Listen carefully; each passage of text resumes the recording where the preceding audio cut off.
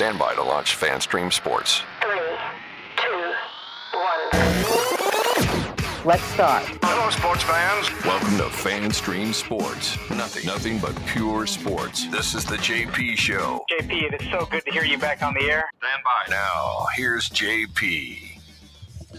All right, welcome into a Tuesday edition of the JP Peterson Show. Tim Ham joining us from our affiliate in Dallas, FanStream Sports DFW. Good morning to you, my friend. How are you? I'm ecstatic, JP. I am high on hockey right now. Can't even begin to tell you. Oh, you're going to rub that in, huh? No. You guys are still playing and we're not? Jerk. It's going to gloat a little bit, maybe. Yeah, good for you. I love the Lightning, but they're not playing anymore. I know. It sucks because I love watching the playoffs, but and we have to watch this dirty, stinking Panthers. But okay, that's fine. Yeah, that's the hardest part, right? Is that they're still playing and that they dominated the Maple Leafs. Yeah, that was a tough one to watch. I was watching that one at the bar, and I even had my Maple Leafs hat on. Man, Game 7, just it's weird, like rooting for Toronto. Oh yeah. For a second, I felt bad about their fans, but then I remembered how obnoxious they are when they come to Tampa. Right? They are, man. I really do feel for them, but I feel for Lightning fans. I mean, the Lightning fans have endured a lot of losing hockey in playoffs. 9 of their last 10 home games. And it's a lot of money spent and not a lot of fun after the game. But that's part of it. You go through you win 2 cups, you go to a final. It's that you got to kind of go through this, and they continue to make the playoffs and continue to be one of the better teams. They just keep running into the damn eventual champions, and that sucks. That sucks. But anyway, we're not going to talk a whole lot of hockey today because we got some other stuff to get to. Simeon Rice yesterday. What an emotional day. What an emotional day. We're going to get into that. Sim's going to join us at some point. He's a very free spirit. He told me he's coming on the show. He gave me a big hug yesterday. I've known him for 20 years on and off the field. We've stayed in touch since he retired. He comes on the show all the time. He's just a great dude, and I was so happy for him personally watching yesterday. I'm very surprised at how emotional he got. Mm-hmm. So we'll get into that here in just a little bit. Also, the Rays lose last night 4-3 at home again. The Steinbrenner hex continues. It's somebody's going to have to sacrifice a live chicken at some point. There's going to have to be some type of voodoo thing. So we're going to have to go down to Ybor City and find some, I don't know what kind of shaman to come out there and, blow put some sage or something at that place or something. Maybe I'll bring it out there today and see if we can get that done. But it's something that's got to be done. The Yankees have left something in the park, some type of talisman. I don't know what it is. But there's a hex on this team. There's a pall on this team over Steinbrenner Field. So we got to do something. We got to do something. And last night was just bad. The way it ended. You get Chandler Simpson on base as the tying run in the bottom of the 9th. You feel pretty good about your chances, right? He can steal. He can stretch out a play. Well, as soon as he gets the catcher interference, it's like, okay, he's on third base. And one of the, Curtis Meade screws it up. Seriously. He hits, wait till the guy steals second before you swing. You're horrible at the plate. Yeah. Just wait till he steals second. And then if you want to move him over. But of course he swings early in the count, gets him to second base, but we needed him to get to second base quicker. Yeah. And because he would have stole the bag. There's no way they're throwing him out. They're terrible. And Hader's on the mound. He's slow. They're not throwing him out. Like wait till he gets to second base. Again, fundamentals. It's just, and then you pop up a bunt. Oh my God. You we might as well just get into it now. Yeah. And so you get him to third base, and who's coming up? Taylor Walls and Ben Rortvedt. Ben freaking Rortvedt. We had this discussion yesterday. There's no reason this dude should be on a major league roster.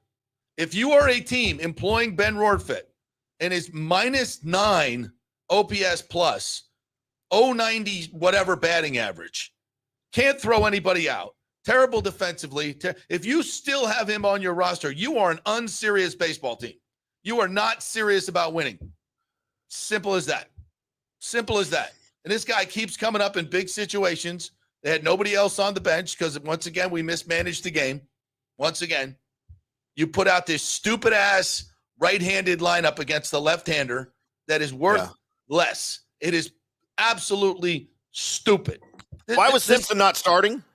I don't – because, he's a left-handed hitter against a left-handed batter or left-handed Bring him pitcher. in as a pinch runner. Think about what he could have done at the plate. Well, they did at the end of the game. But he needs to be in the lineup. If he and Aranda are in the game, then you can bring Curtis Mead off the bench to bat for Ben Rortvedt, so you have a 140 hitter instead of a 096 hitter. I mean, it's ridiculous. These are not major league players. Get them the hell out of here. They're not. Curtis Mead is not a major league player. He should not be. Ben Rortvedt is not a major league player. He said, "Oh, but we're injured. I don't care. Get somebody up here who can at least have a shot at doing something." Nobody's that injured. Yeah, I mean, for God's sakes, it's just and Yandy Diaz was 2 for 4 last night, but he's hitting in with we're 1 for 11 runners in scoring position, 1 for 11 with runners on base in the final 3 innings. I mean, but when he's at the top of the lineup, look who's batting in front of him. All right, who's batting in front of him? Rortvedt, Meisner, Taylor Walls, 191. Curtis Mead, 175. Danny Jansen, 186. Yeah. What are the chances that anybody is going to be on base when he comes up and gets a hit? None. By the way, he gets an extra at-bat. Oh, he gets an extra at-bat to hit a single with nobody on. Great. That does a lot. A single would be nice if there are people on freaking base. Who's going to be on base with those guys at the bottom of the lineup? Nobody. But we're going to put him at the top of the lineup. Put Yandy Diaz in the 3-hole or the 4-hole or the 5-hole where he might have a chance of having someone on base when he gets a freaking hit. I mean, this is not rocket science. He's slow, but he gets the ball in play. Okay, let's get people in front of him that get on base, so when he comes up, the hit actually means something. Instead of constantly 0 for 11 with runners in scoring position, was that what it was last night? Oh, I'm sorry, 1 for 10. My bad. 10. 1 for 10. I mean, just brutal. And again, we had a guy, the tying run on third base, which, as Evan Klosky put on Twitter, there's a better chance of him stealing home than Taylor Walls or Ben Rortvedt getting him in. And Taylor Walls pops up a bunt. At least they tried to bunt him in. At least that was something. He pops up a bunt, and then Rortvedt is just, what a joke. Like, literally, they had a better chance of Simpson stealing home. Yeah. Unfortunately, he's a left-handed batter, so that makes it a lot easier for the catcher to get him out. But whatever. I mean, it's so frustrating watching this team. It's so frustrating watching this team. I mean, it's just, and again, the lineup. Caballero, Diaz, Caballero, Christopher Morel batting in the 3-hole.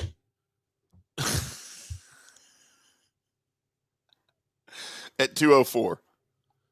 At 204. Hey, but he's got a 286 on base percentage. And he goes 0 for 3 last night. 0 for 3. 0 for 3. How many runners in scoring? 0 for 1 with runners in scoring position. By the way, Diaz, the only guy with multiple hits last night. He goes 2 for 4. Yeah. With a run scored. With the runs, but he's not going to, you could, if he's in the 3-hole, maybe he's knocking somebody in. Yeah. You put Junior Caminero, Bilal, and if you have, first of all, Simpson's in the leadoff spot. I don't care. And now this, I would say, you could say, well, he maybe he was injured because of the face plant he did the other day. Well, he played in the game. If he can play in the game, he should start. He's at the top of your lineup.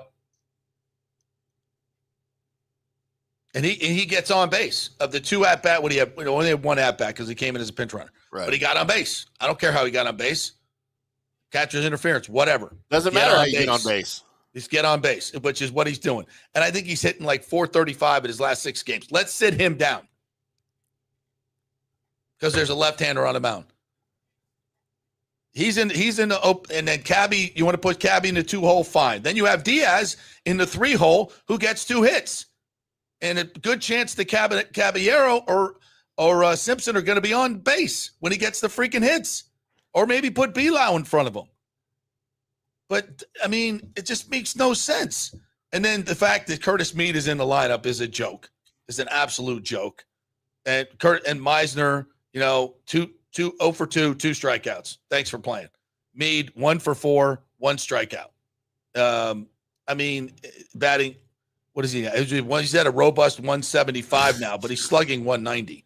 So, get Aranda's hitting 309. Let's put Curtis Mead at first base. And I know the splits. I don't care what the splits are. If you're hitting as a right-handed hitter exclusively against left-handers and you're hitting 175, you suck. Get out of here. Get out of here. I don't mean it personally as a player. Get out of here. It's awful. Well, and then you create some drama at the end of the game in the bottom of the 9th by getting Simpson on base. He steals third. You've got him at third base.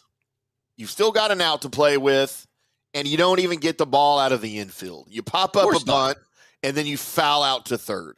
Yep. That's the most disheartening part of that. And Simpson's got, I know he's extremely young, but he's got to be sitting there already in his young pro career thinking, what do we got to do? Suck. What do we got to do? Well, he's sitting there on third base with Taylor Walls and Ben Rorfek coming up. And I'm sure it went through his mind, I got to steal home to get this game tied. Yeah, you do. But there's just no reason, for these guys to be on the roster. And you're taking, and for Kevin Cash, what do you do? Like, I look at, even if you start Simpson and you put Mead on the bench, I can go to him at a pinch. He's awful, Yeah, but do you want to? but I'm used to that's why I want to have Aranda available. Well, he was a pinch hitter and he struck out. Put him in the damn lineup. He's still a young player. Let him figure out how to hit left-handers, for God's sakes. The guy's talented. He's got great bat-to-ball skills. I don't get this. You don't replace a 309 hitter with a 141 hitter or 175 now. You just don't. Stop doing it. It's ridiculous. And Yandy Diaz at the top of the lineup is just it's stupid. We get you an extra at-bat with nobody on. Who freaking cares? I don't understand it. I just don't get it. I'm telling you, what do you analytics geeks explain it to me? Because I don't understand it. The way Cash is putting together the lineup and the way he's managing out there, I swear, and I'm not starting any conspiracy theories because they're already out there, but he's almost managing to lose on purpose. Like he's been told something. No, I don't believe that. I know, and I'm just saying that's but the way it looks like it. It looks like what other explanations are there? Like there aren't any. Yeah. It looks like bad it doesn't make none of this stuff makes sense. Yeah. Just unbearable to watch at times. There's just no way that they're coming back to win the game. Not with these guys. Not with. Did you see that Astros bullpen? They got a 2.38 collective ERA. But that's the whole bullpen. Like, you're not scoring. You're not scoring. And not these guys. And they're not very good either, to be honest with you. These are Danny not the Astros. Danny Jansen hit a home run last night, 318 feet. Good for you, man. Good for you. These aren't the Astros of 5 years ago, dominating the AL West and the American League and going to World Series to cheat their ways into championships. It's just not them. And by the way, the constant booing of Altuve. Oh, I love it. I love it. They do it in every stadium, JP. It is in every American League stadium. Actually, it's in every stadium. They do it in the NL too. Even Brett BA last night was like, wasn't this over a few years ago? No, can we move on? Nope, this will never be over. I think it makes us look like an unsophisticated baseball population. You got to hear it in our stadium here at Globe Life Field. Oh, it is.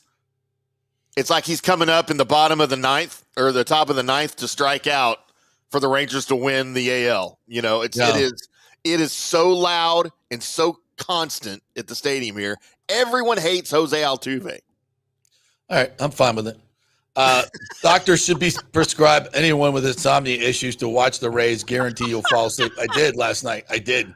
It got me. I fell asleep. It's like the Rays are just a big, long ASMR video.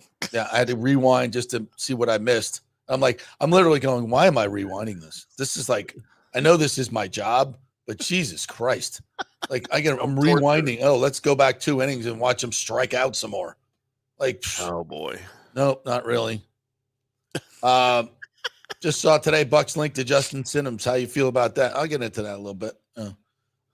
Taylor Walls and Ben Rortvedt are sabotaging this team. I'm convinced they can be someone as bad as this guy. Yeah, I kind of give Taylor Walls a pass because he's got, the second best WAR on the team because of his defensive abilities, and he's actually come up with some big hits despite his terrible numbers.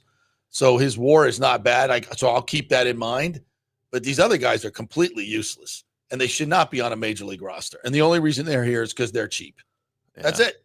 The only reason they're here is because they're cheap, and they're waiting on some other cheaper guys that are a little bit better to come back. That's it. We're not firing anybody. We're not moving anybody down. We're not doing anything that a real owner would do to put a charge into this team to get things going. Right. Nothing. We're just sitting there like, ooh, collect my money. Everybody bought season tickets. I'm making a ton of money selling $19 beers. We're good with my crappy payroll. Scott Rasnick says that's why the Yankees got rid of Rotbet, whatever he is. He's awful. Rays are difficult to watch, to say the least, says Elijah Berra. Yeah, difficult to watch. That's being kind. Good to see Chandler Simpson okay back out there, Mike H. Yep, absolutely. Good thing he didn't have a concussion. Of course, a concussed Chandler Simpson would be better than some of these other knuckleheads. Scott Rasnick says, going tonight. Hopefully we get a win. God, I hope so, Scotty. And hopefully it's an entertaining game. It was a beautiful night last night. God, what a beautiful night. Absolutely. I took a walk on Bayshore. Absolutely beautiful night, and to be at a baseball game. I was going to go last night, and I'm like, nah. Yeah, like you don't even want to put the effort out, right? Yeah. Which sucks. Because, I was going to ask you, now that you've had this, a quarter of the season now in outdoor baseball, is even outdoor baseball, bad outdoor baseball, better than bad indoor baseball? No, it's just bad baseball. It's just bad baseball. And if they continue this, I'm worried that, people are not going to show up. And already the people that bought the season tickets for 3 times what they were, priced at, and they're trying to sell their tickets, and they're taking a bath because the people aren't going to pay $120, which they paid for per seat, that were normally like $35 tickets or $50 tickets in Tropicana Field. That money's already been sent to Stu. So now these are on the secondary market, and they get about half of what they paid for it, which is still not bad. I mean, the $50 people are paying and they're going, but it's nobody wants it. As this team continues to struggle at home, people are going to go and they're going to spend a lot of money. They're going to walk out of there and going to go, God, this team's awful. It's nice to get an outdoor baseball game, but I would like a little entertainment for my money. This ain't entertainment. This is just frustration. Rick says, let's face it, JP, when the other team scores first, the Rays are done. The Stu voodoo is stronger than the chicken sacrifice. Probably we can overcome him. Throw analytics out the window, said Mike H. Yes, please. Rays can't F and bunt, which is little league skills. Yeah, they can't. When you have a low payroll, and when the Rays were successful, they played the game the right way. And you can't make these elementary mistakes that they make every day. Ben Rortvedt doesn't tag up on a fly ball the other night. Nobody out, bases loaded. We score nothing. You can't do that. You can't continue to make these ridiculous, stupid mistakes on the base paths, defensively. I mean, it's just, you can't do it, or you're just going to be a sub 500 team, which is what they are. What do we preach, JP, in every sport? Doesn't matter the sport, doesn't matter the age.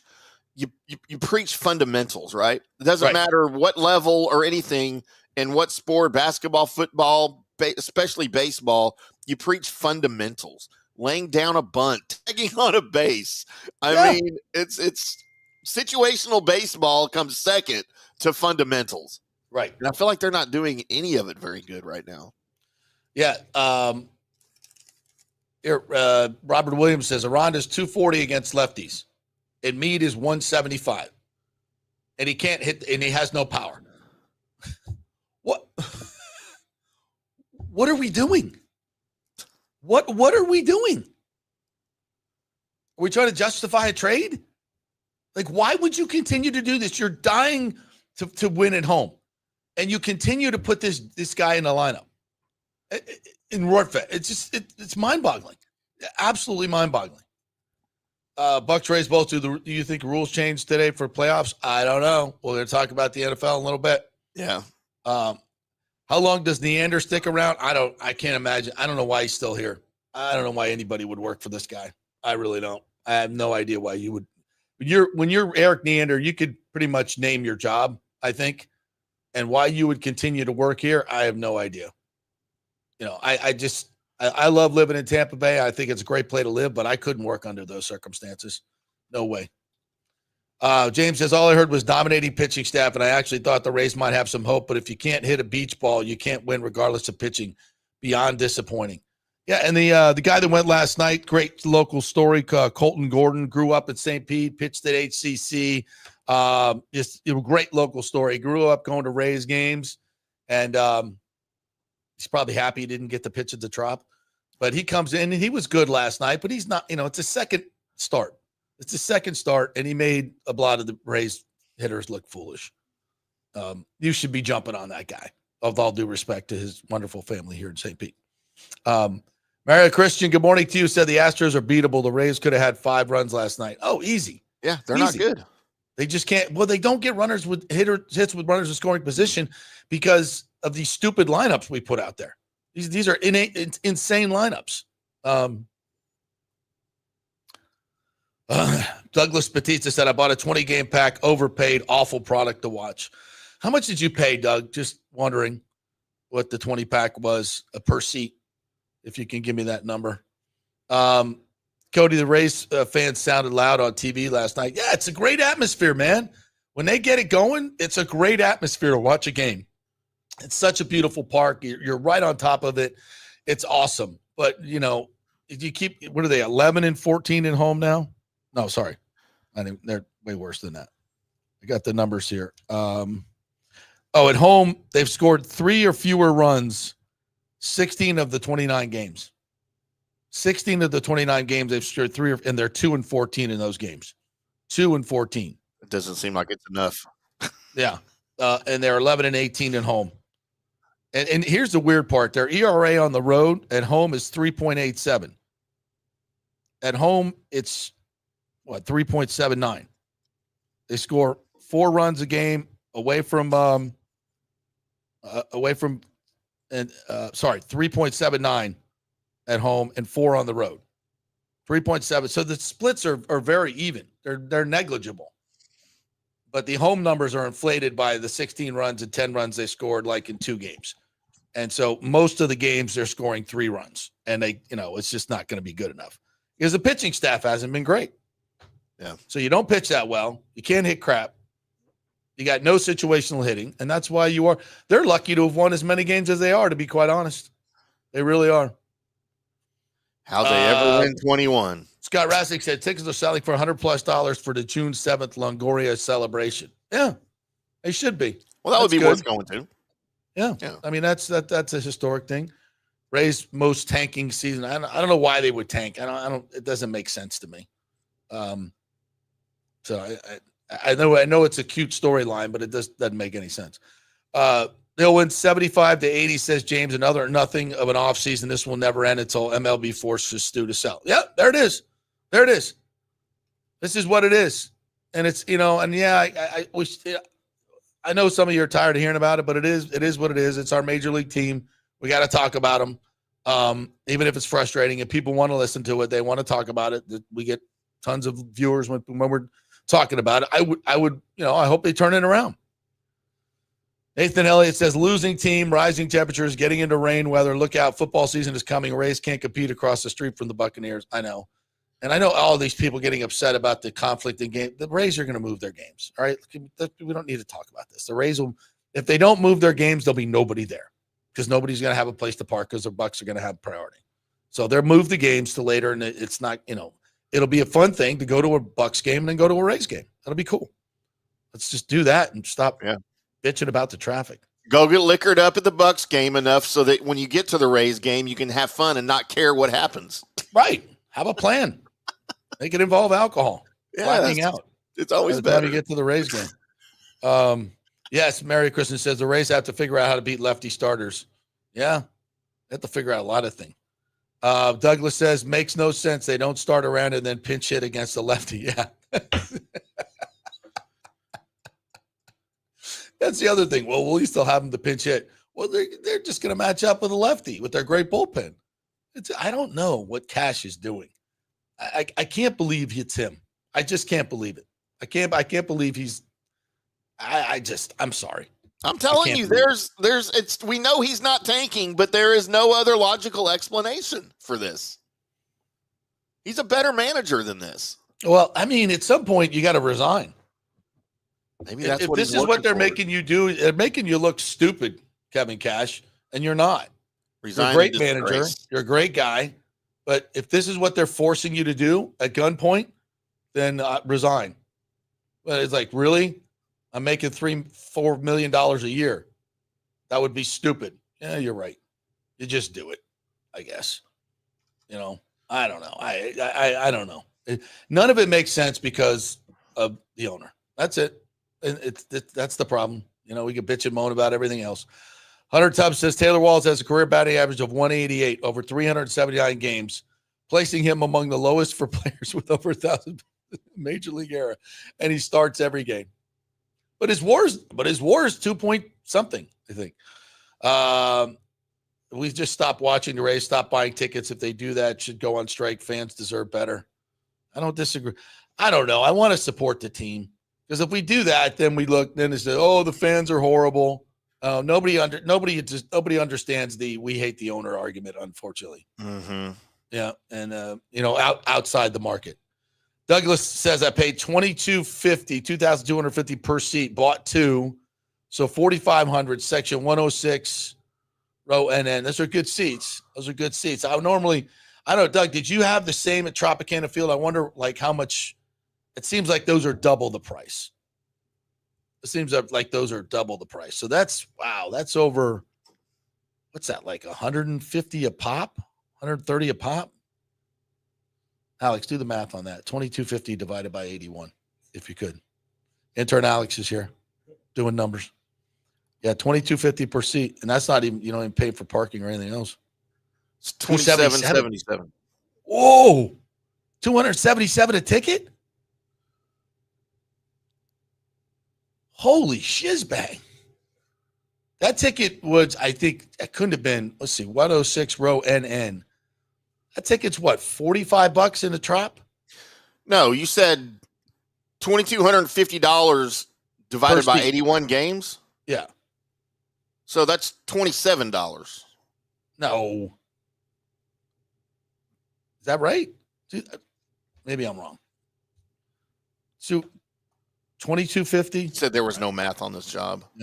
Well, should be but a bunch of idiots should be doing this in the break. Yeah, 81 times 27.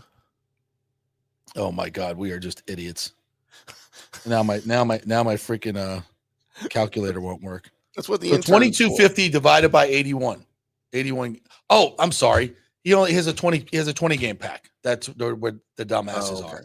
That's what I knew it was like 200. Yeah. So only 20. Okay. It's divided by 20. Dumbasses.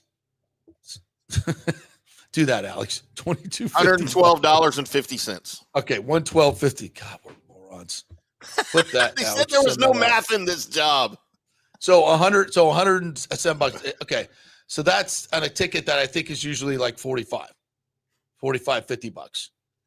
So yeah. And so look, and Stu's making plenty of money. Yeah. For 20 games. Yeah. Okay. It does not include food or parking. So yeah, that's a huge, and I know you're doing that for your son, and that's awesome, Doug. I know it's important to you. It's an investment. Yeah. So that's money well spent, when it's father and son and doing that. So I get that, but it's still, he's soaking you. But it is what it is. The product is awful. That's the problem. The product is just god-awful. And I don't see it getting any better. I mean, hopefully we can get Rohrfed and Mead out of the lineup, and when these other guys come back, and they're close to coming back. So, but that doesn't preclude Josh Lowe getting injured again, or Brandon Lau getting injured again, or somebody else getting injured again.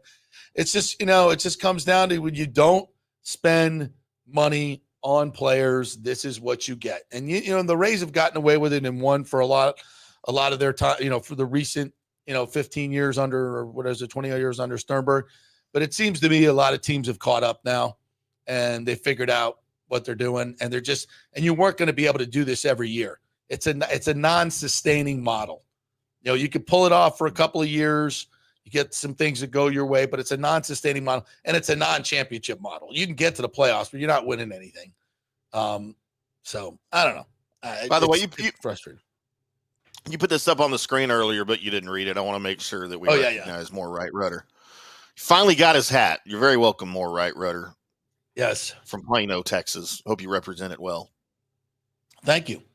All right, we're going to take a break. When we come back, we're going to talk about a winner and a champion, Simeon Rice. What a day yesterday at One Buck Place. Very emotional. As always, Sim never disappoints when he's talking. He's the best in the business. Love that guy. So we'll talk about Simeon Rice, a winner and a winning franchise. When we come back, we're brought to you by the Jeeves Law Group. We're in the Jeeves Law Group studio today in beautiful South Tampa. JEEVESlawgroup.com. If you're involved in an accident, they are your first call. Go to the website, contact them, email them, call them, whatever you need to do. They'll take care of everything for you if you're involved in an accident. Great folks over here. Size does matter, and you don't want a huge, huge law firm that does not represent you and make you important. You want one that's just right. Does size matter? It does. It does matter. You don't want it to be too big. Too big can be a problem. I agree. Just right. I'll never know. That's where the Jeeves Law Group fits in, right there. Perfect fit. Big enough to fight them, small enough to make you important. That's what we're talking about. The JeevesLawGroup.com, non-attorney spokesman, offices Tampa and St. Pete. Back at 3. Although it may seem tempting to go without health care insurance, the financial risk far outweighs the gain you may experience. For example, did you know if you simply broke your leg, it could cost you nearly $7,500? Put on top of that a hospital stay, you could be looking at $10,000 to $15,000. Ensuring that you don't go uncovered is so important, as according to CNBC, high medical bills are the highest contributing factor to why Americans end up taking money out of their retirement savings, or worse, find themselves filing bankruptcy. So go to don'tgouncovered.com or call 800-669-1505. Now, depending on your income, you can get plans for zero premium. Our experts will guide you through the process effortlessly. They will shop many plans and find the one that's right for you. I called and I have full health coverage through Florida Blue for zero monthly premium. It's a free call. So why go uncovered? It's a huge risk. Go to don'tgouncovered.com or call 800-669-1505. That's 800-669-1505. Spring means a time of renewal and Rays baseball, and the folks at Italiano Insurance want to welcome the Rays to Tampa and remind you it's time to renew those insurance policies with the now famous Italiano Insurance Checkup. Let the experienced and friendly agents shop your policy for the best price and coverage. Famous for saving me over $1,000 on our auto insurance last year and over $500 on our homeowners. Now that's a grand slam. Might as well get a double play by adding flood insurance and business insurance to your portfolio. Costs less than you think, and trust me, you do not want to risk your home or personal wealth. That's a big whiff. So step up to the plate and call 813-877-7799 and chat with the all-star agents at Italiano Insurance. 813-877-7799 or go to ItalianoInsurance.com. Go Rays! JP here for Riveters, our new official sports bar and grill of the JP Peterson Show. And just like our show, no BS, no corporate chain feel, just amazing, authentic folks serving great comfort food in a casual atmosphere at unheard of prices. Riveters is located just south of Raymond James and Steinbrenner Field on Dale Mabry, walking distance to the park, so free parking, great place for pregame and postgame. Let's talk about fresh food. Nothing is frozen. Burgers, wings, prime rib, roasted fresh daily, never frozen. That makes a huge difference. The mahi, the salmon, also super fresh. All our sauces are original recipes made in-house. Our Warhawk chili and fully loaded potato soup is made fresh in-house. It's the best food anywhere, served by people who actually care. Riveters on Dale Mabry, just north of 275, just south of where the Bucs and Rays play. We'll see you there. Are you looking to renovate your home, rebuild after the hurricanes, or build your dream home from scratch? Well, let me tell you about my friend Jason Fawcett and On-Site Construction. They have over 1,450 satisfied clients, 25 years of experience, over 500 designs, and a talented team of over 40 construction professionals. They believe building something exceptional begins by truly focusing on all the details, even the smallest ones. We understand that construction can be a daunting process, and we're here to make it as smooth and stress-free as possible. Quality is non-negotiable at On-Site Construction. We use the finest materials, employ the most skilled tradespeople, and adhere to the highest industry standards to deliver a product we're proud of and that you're going to love. Our project management is meticulous with a focus on completing projects on time and on budget. Your happiness is our primary driver. So give us a call at 813-579-5789 or check out our incredible website at onsiteconstructionfl.com. Let's go. Right now, back to the show on FanStream Sports. All right, welcome back to the winning franchise portion of the show. This is the JP Peterson Show. Thank you guys for joining us. Remember, if you ever miss the live show, you can always listen to us as a podcast, on Apple, Spotify. You can always go to YouTube, Twitter, wherever you want to go. And you can get us. FanStreamSports.com will work as well. Thank you guys for joining us each and every day. We love you. TJ Reed's going to join us at 11 o'clock and get some more light on the great Simeon. Nice. How about that? We are brought to you by the great folks at the Gold and Diamond Source. They are doubling your trade-in value up to $5,000. So if you have you bought the Gold and Diamond Source, you want a ring, you want to bring it back, up to $2,500 gets you $5,000. So they give you up to $2,500. They'll double it to $5,000. That trade-in value. So great time to go to the Gold and Diamond Source. And gold's at like $3,000 an ounce. More math on the show. Take in your old. No one can even know that. Yeah, and make some money on that deal. Yeah. How about that? That's crazy. It was $300 an ounce when I was a kid. Mm-hmm. I think that's what it was, because we used to, we'd find jewelry from time to time at the bottom of the, and when I cleaned out the filter of the water slide. Yeah. And if we'd put it up front, and if nobody came and picked it up, he'd be like, okay, take it down to the store. If I still had all the jewelry I bought my ex-wives, JP, oh my Lord, I could cash that in right now and I'd be a rich man. Yeah.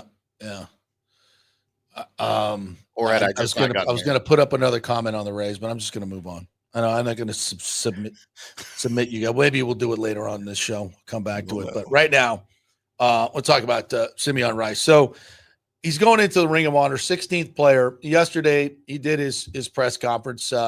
Brian Glazer, who, by the way, was very nice, said we were talking a little bit afterwards, and he's like, he goes, JP, you're a pot stirrer. He goes, I go, oh, you listen to the show? He goes, oh, yeah, listen all the time. He said, he goes, I love the way you keep the conversation going, and you like to stir the pot. He goes, but you do it in a funny way. I'm like, thanks. Appreciate that, Brian. So shout out to Brian Glazer. But he ran through all the numbers for Simeon Rice, the 122.5 sacks, 8 years in a row, double-digit sacks, one of only 3 players in NFL to do that during that time, and the other guys are in the Hall of Fame.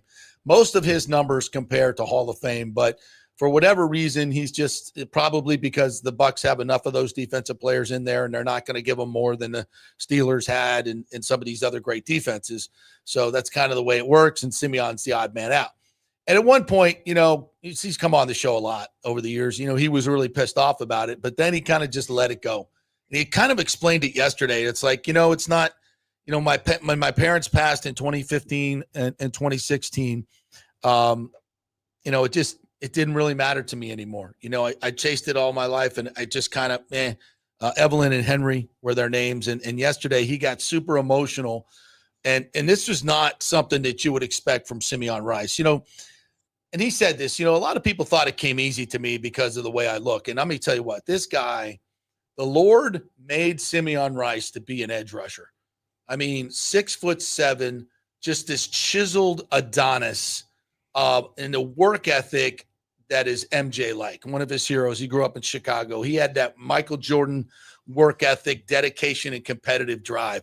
You combine that with a literally an organism like made for rushing the passer, a 7-foot wingspan, 6'7", a nonstop motor. This guy would work out till 10:30 at night if it was a night practice.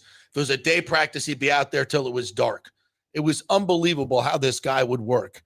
And you combine that with a incredible artistic, creative mentality. I mean, he had the body, the drive, the competitive fight, and he combined that with a creative mind, which I think creative minds make the best pass rushers in my estimation. Those guys are just built differently, unless you're Reggie White and you just hump move people. You don't need to be too creative when you're that big and strong. But Simeon did it. He was an artist. He was an artist at what he did, and watching him play was fun. He told so many great stories yesterday. But I apologize for the audio, but I just want you to get a feel for the emotion. It's Simeon I've known him for 20 plus years, and he's a happy-go-lucky guy, never too emotional, doesn't take anything too seriously at all. And to see him get this emotional was startling, absolutely startling and wonderful in the same breath. So this was Sim just after Brian brought him up to the podium, and he was getting ready to speak. Again, apologies for the audio.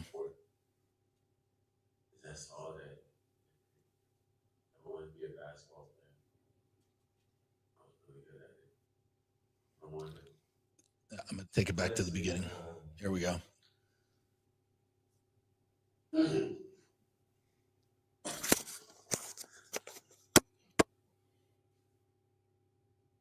For those of you listening to the podcast, he's holding his heart, fighting back the tears.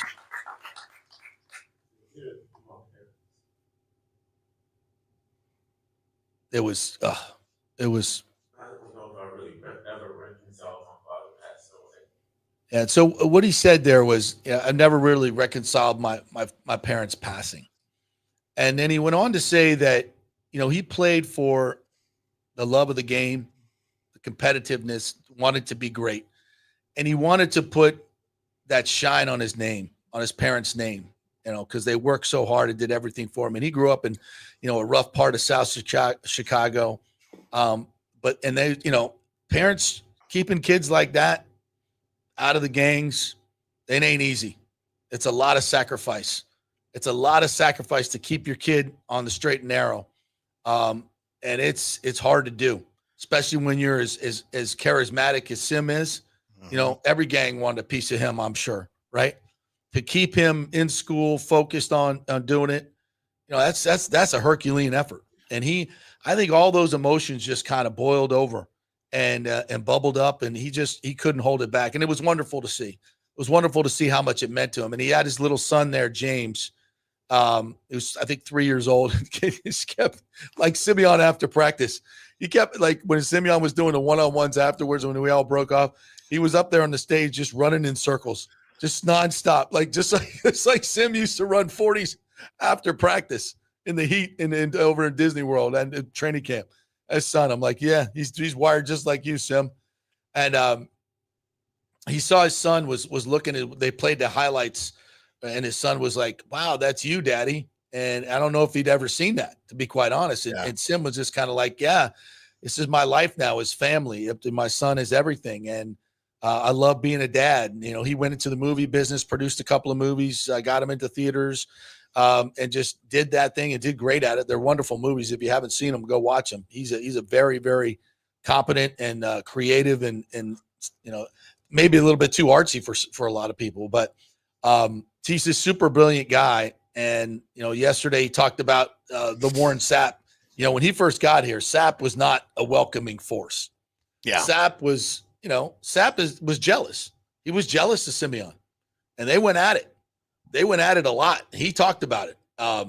is like, when he first called, he's supposed to be at a dinner when they were doing the free agent recruiting, and Sapp didn't show up, but he called him. He's like, where you at, dog? You coming to dinner? He says, where are you? So I'm at the dinner. Where are you? I'll call you later, and didn't show up. And then when they started playing together, he would call him out, and it was rough. It was rough going for a while. They did not get along. And finally, Sapp, respected his game, saw what he was doing, and saw, well, wow, this guy could really put us over the top. And, the same way Gruden came in and gave this great defense and offense that could win a Super Bowl, I think this defense needed that shot in the arm. And Brian Glazer mentioned that yesterday. And he was the missing piece because they didn't really have that, that dominant edge rusher. Yeah. And you go and you look at the numbers and they're off the charts, 16 and a half sacks, but in one of his years, but he was more than that. How many sacks did he chase into Warren Sapp? A lot. And vice versa. Those guys work together tremendously well, but you had to have the other, and they never really had that. And Sim was that missing piece on defense that made them absolutely dominant. You go look at those numbers. I think they averaged giving up 10 points a game in the Super Bowl season. 10 points a game. And they scored, I think, 9 touchdowns in the regular season and another 5 in the postseason.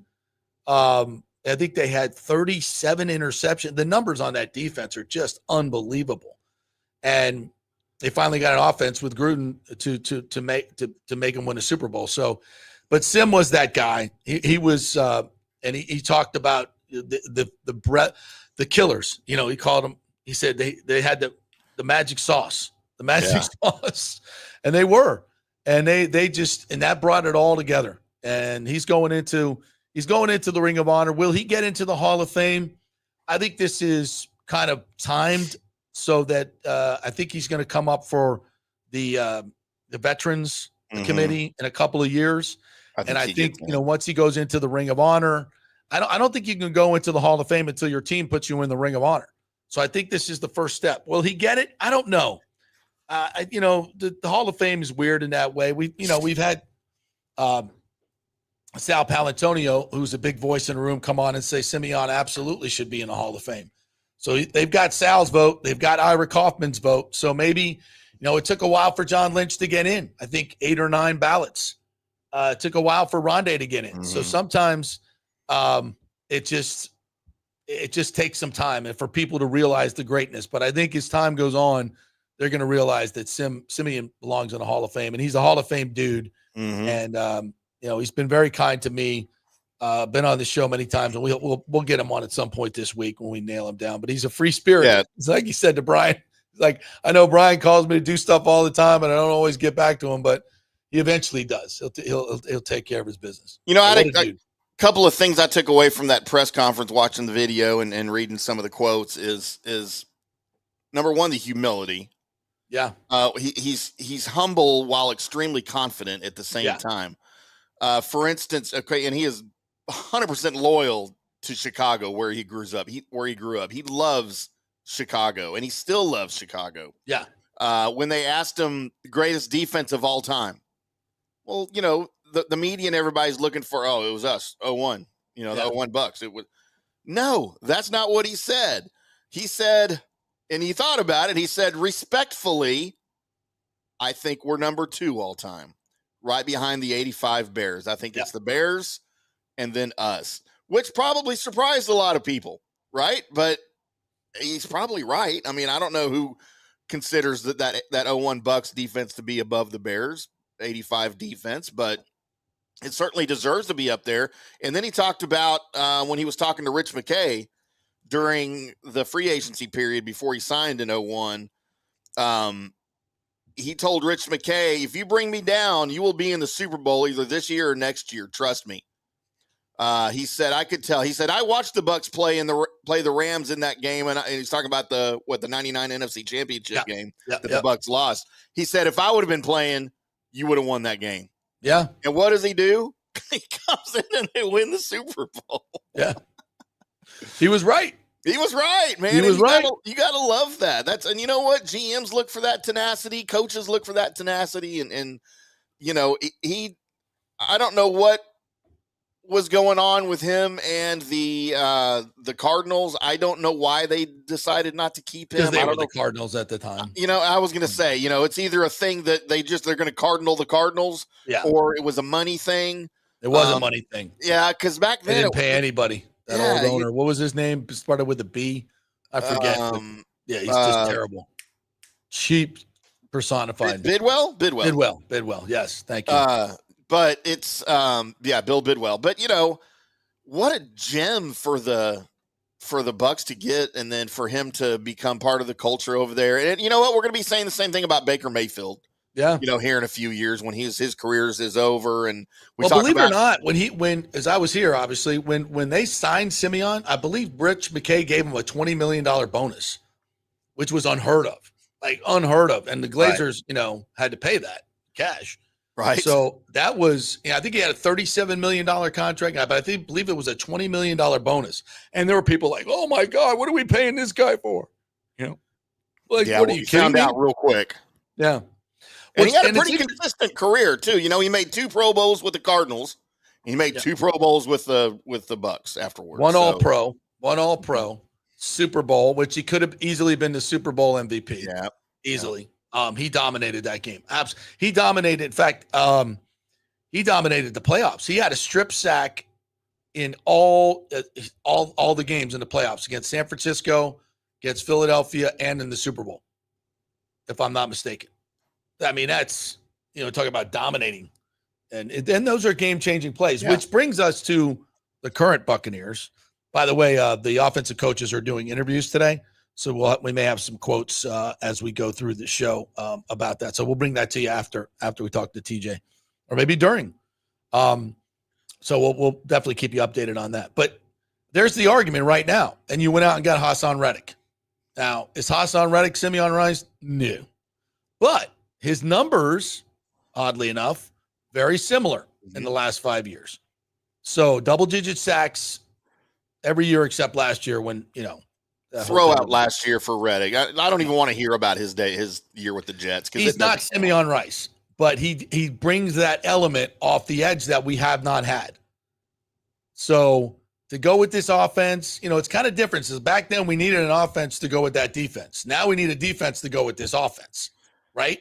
So what's that secret sauce? What's that going to be? That edge rusher. That edge rusher, you got to have it. And I mean, a lot of people are like, well, Trey Hendrickson's going to be very expensive. And I don't think the Bucs are doing that. They've got, Hassan Reddick's their guy. But whoever gets him is going to get a hell of a player. And by the way, the Bengals are doing their best to screw that whole thing up right now. They're not going to pay him. Very best. They're not going to pay him. They're not going to pay him. There's no way but they got to find a trade partner who's willing to give up the trade capital and the money. And then pay him. Yeah. And then pay him. And it's hard. And at 30 years old, if he wants a 5-year deal, that's going to be hard to do. Maybe he can go back. Maybe he can go back to the Saints. I hope not. And a lot of people forget he was drafted by the Saints and spent a lot of time in New Orleans and kind of mired around in mediocrity a little bit. I don't think they were playing him as an edge rusher, were they? I don't know. Weren't they playing him inside or something? Might have been playing tackle. Yeah, I don't know. I'm not sure they used him as an edge rusher, which is weird. They screw that up. Yeah, looking at his build, he's built for it. Yeah. So yeah, it was so fun to watch him play. It was even more fun to talk to him after practices. He brought such an edge to that team. They didn't bring up the Gruden stuff. When he left, when Gruden cut him, he was pissed. He was like, Gruden. He was not happy with Gruden. And nobody brought that up yesterday. Well, rightfully so. No, we don't need to talk about that. But are they going to put his name right next to Gruden's in the Ring of Honor? Maybe. Funny would that be? Well, they got to go. They're out of room on the far side. Yeah. So they got to go up. Gruden. They're going to be on the same side. So I usually put them next to each other. So maybe they'll start at one end, put Sim at one end, and put Gruden at the other end. So So when they took Gruden out of the Ring of Honor, they took his name down, right? Like it wasn't just covered up. Like they just took it down and then they replaced it with somebody, I'm assuming, because there's a blank spot.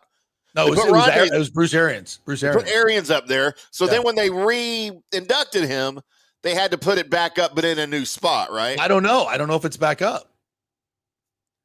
Well, you would think so if he's back in the Ring of Honor. Well, I don't know if they've officially. They haven't inducted him yet? Well, they're not going to have a ceremony. I think it's going to be more quiet. I think when we show up this year, it's going to be up there. That's what I think. Huh. I don't think there's going to be a ceremony or anything like that. They're just going to quietly. Because they said in February he's back in the Ring of Honor, but they're not going to redo the whole displaying the name and the halftime thing against. They may do something. They may do something like make him I don't think they want to talk about it, to be quite honest. I think they just want to do it, and that's fine. So yeah, you show up one week and his name's just there. Like that's. And by the way, if we've not said this before, shout out to the Glazers.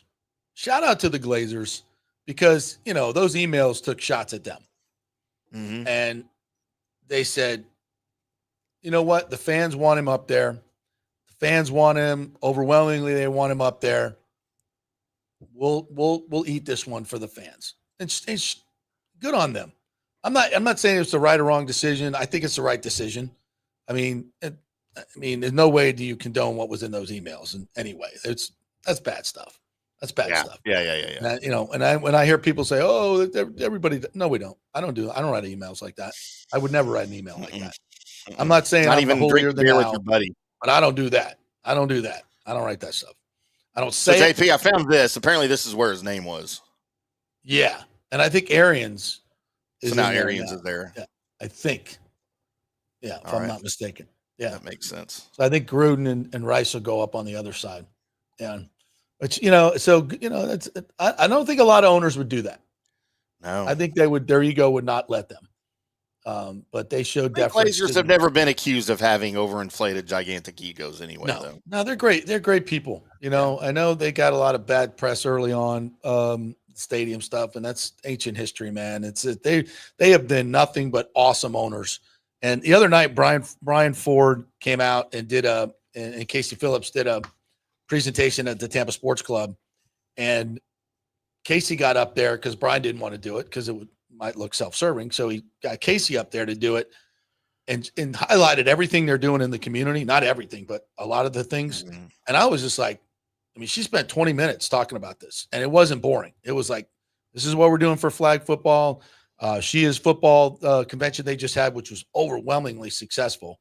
The flag football thing they're doing for the girls, the Glazers eye clinic that they do, Glazer Vision, the social justice things they're doing, and they're doing it at targeting, minority kids and doing really positive things for them. They've done what they do in the community is outstanding. It really is. And the Glazers put a lot of money into it. They put their money where their mouth is. They don't just do these half-ass events. And when they're doing these flag football events, the girls get everything the players get. The trainers are out there, the Gatorade, water, all that stuff. And that's, stuff ain't cheap. And they make a commitment to it. And they've done a phenomenal job with all of that stuff. So very, very impressive. Nice. All right. Speaking of very impressive, the man is in. The great TJ Reeves is here. Part of that Bucs organization that we were just fawning over. Yesterday was a great deal with Simeon Rice. Yes. Were you in the back of the room? I don't know. I was in the front of the room. I was not there. You were present. I was not accounted for on that. However, I look forward to Simeon Rice getting honored later this year. Not coincidentally against his old team, the Cardinals. Of course, there can't be that much animus, and we're talking about 25 years ago. No, that they wouldn't pay him, and the Buccaneers would pay him. Yeah, thanks to Bidwell being cheap. Right? Hey, I've often said this, and you guys love this. Sometimes you do things on your own. Sometimes you do things through the stupidity and idiocy of others. And so if the Cardinals don't want that guy and you do, it's kind of like Leonard Fournette on the eve of the Super Bowl season in 2020. Jacksonville cut him, got nothing for him, and he helped the Buccaneers win a Super Bowl. So yeah, we didn't even have to trade for Simeon. no, right? no, it was a free agent deal that Rich McKay was able to do. So wasn't it a $20 million bonus? Something guaranteed. There were like people were like, "Oh, that's too much for Simeon Rice." Remember that? This is at a time in which nobody was getting $15 million. Yeah. Quarterbacks weren't, much less a defensive lineman, a pass rusher. So I remember that whole time period. And you love me for a lot of reasons. Yes. Timmy, I'm glad you're safe after the other night with all the craziness with the storms. Thank you very much. I'm glad you're good on that front. It was scary. It went right over my house. Yeah, the tornadic activity. Did you have a tornado go by your house? Yeah. Right over the top of my house. Holy shiz, how did I miss that? All of my lawn furniture is gone.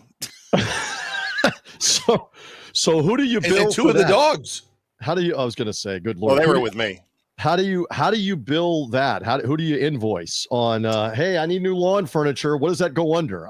I just find somebody's I like in the neighborhood and I just go steal it. No. Or the other thing is that because it's a swirl, maybe somebody else's lawn furniture ended up in your area, and you can just didn't happen. But I still don't know where mine is. It's like Simeon Rice. Yeah. Yeah. So Planet Simeon. All right. So you love me for the stories. So the Bucs signed him as a free agent in 2001, and I'm working for the flagship radio station at that time, doing 5-day-a-week sports radio on the old 1010 The Team. You and I have talked about this before, and that's the Buccaneers flagship. So they end up doing a deal for a Simeon Rice radio show. All right, and I had met him in and around the press conference. He sort of knew who I was, hi, hello. I think I had him on the radio in and around the time that we signed. Maybe I did, maybe I didn't. But I will testify here at the altar of the FanStream JP show. I was the host of the inaugural Simeon Rice radio show. Oh, and wow. you love these. I'm talking about the very first one, because we had not figured out, was I going to do the show every week? Was somebody else on Buccaneers radio going to do it? I think our man Ronnie Night Train Lane ended up being the full-time host. He'll have to tell you that part of the story, but I'm the host for the first show, and they had done the show. We'll give them a free plug because they've been in bankruptcy and who knows how much longer they're going to be around. Red Lobster for the seafood lover and you. Red Lobster had bought the Simeon Rice show live. All right, so we go to the Red Lobster, and I'm there probably about 20 minutes, 25 minutes, something before the show. It's 10 till he's not there. It's 5 till he's not there. We finally confirm he's on the way. There's some Buck fans that are there. I'd love to tell you there was 100 there. There was, 3. There was probably a dozen, maybe 15. And of course, they want autographs. They want pictures. So he comes in, and I get to know him. I get to talk to him for a couple of minutes. And I said, one of the first things that I always do with this role, especially when it's a new guy, is I say, listen, I am not the media. We talked about this all the time. Yeah. That I am not here to put you on trial and to find out why you sucked in Arizona and why the Bucs would want you. It's my job here to just talk to you about being with the Buccaneers and a new start and a new situation with Tony Dungy. And, oh, by the way, you're going to get to play with Warren Sapp and Derek Brooks and John Lynch and Rondé Barber. I mean, he had to feel like, is this heaven or is this Iowa in the cornfield that he gets to come play with this team? All right, so just to wrap up the story, the show begins, and I mean, we talked about everything except Buccaneer football. Exactly. As you know, I see you nodding. Yes. So we talked about where he lived in Arizona and how a dry heat is different than humidity. And he started trying to explain the difference in humidity. And I'm going along with it. And then we talked about, he talked about growing up in Chicago and being cold and snow. I'm just remembering it came back to me watching him yesterday and how emotional he was about all of this. He started talking about watching great pass rushers, talking about Lawrence Taylor and Bruce Smith and all of his contemporaries. And then he started talking about basketball, and we started talking about the NBA. Oh, yeah. We started talking about the NBA on the show. He's a big basketball guy because he and Sapp had gotten into arguments about the Orlando Magic and the Shaq Magic versus his like Michael Bulls or the Phoenix Suns where he had been. JP, I swear to you, for at least 30 minutes, I don't know the first 30 minutes that we talked about Buccaneer football or anything. Probably not. And then we started talking about alien life, and we started talking about all kinds of And I'm looking at my ball, and I'm looking at him, and we're just letting him go. Planet Simeon, we're letting him go on that. Now, gradually, we warmed up, and we talked a little bit about, hey, it's pretty cool. You're going to play next to Warren Sapp on the Buccaneer defense. And what about Tony Dungy and Monty Kiffin's defense? So I'm just saying to you that the first Simeon Rice, and I think he did shows for a couple of years back in that time frame, like 01 and 02. I was the guinea pig. I was the guy that went out there the first time with Simeon on. So I still remember we were doing a preseason game. All right, later that summer. This show was probably an August show, and it may have been like later that week or the next week. We have a preseason game, and I'm doing the preseason game hosting for Channel 44. I think it was the first season. This may have been the second season. Actually, it was probably the second season. It's the last year that Channel 44 had the preseason games before Channel 8 got them. And I was the preseason host. And our buddy, the coach, Doug Graber, is part of the broadcast. And he is down interviewing players with me during the game as players came out of the game as an extra role to be an analyst. So Graber comes over and he's talking to Simeon Rice, and he has the headset on and the mic, and I can't hear the interview. I just see them talking. And so we get done, and he says bye to him. Simeon doesn't have the pads on. He's not playing in the game, so this had to be like the first game. And I said, how did it go? He goes, I don't understand a damn thing that he was talking about. He goes, I asked him about the defense, and I don't know about the answer. And he goes, I asked him about rushing off the edge, and he started talking about heat and humidity again. And he goes, I don't know what he was talking about. And the funny part, we love him for that, though. Bravo, we love him for that. Well, here's a quick story. So we used to go and get sound bites from everybody after practice, right? So we go, me and Bob Hansen, Channel 8, we go get, we'd stop Simeon, and he's like, "What's up, brother? What's up? How you doing? How you living?" And then we start talking, and then I'd ask him a couple football questions, and he'd start going off on Planet Simeon. I'm like, and I turn to Hansen, I go, God, do we have anything we can use? Soundbite, bro. I'm like, we're not gonna be able to use. So, and I don't even know what the hell he just said. Like, and then I go back and I'd start editing it, and I'm like, oh, this makes perfect sense now. Like when I had to play it 3 times, but every word he used was spot on. And I thought he was just spewing big words to make himself sound like he was smart or something. I'm like, holy crap, he brought that all together. Yes, and I just thought of something else. He's big, and I think still into Star Wars. Yeah, all right? Yeah. And he showed up, and he gave gifts of like lightsabers to all of the defensive linemen and stuff. And we started talking about Star Wars at the Red Lobster. They got the tank with all the death row inmate lobsters that are in the front lobby. And we got man, that lobster. Imagine what's going through that lobster's head. Exactly. Right, we're talking about everything, but you just jogged me that he started talking Star Wars because one of the movies had been out that summer or whatever. But it was great. But now on to what he meant on the field.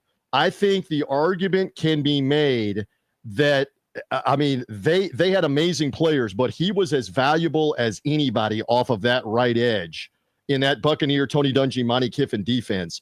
The dude was an amazing pass rusher for that 5 or 6 years of his heyday here, which you back it up to the last 2 or 3 years in Arizona. He was as menacing as Bruce Smith or as Michael Strahan, his contemporaries coming off the end of the line of scrimmage.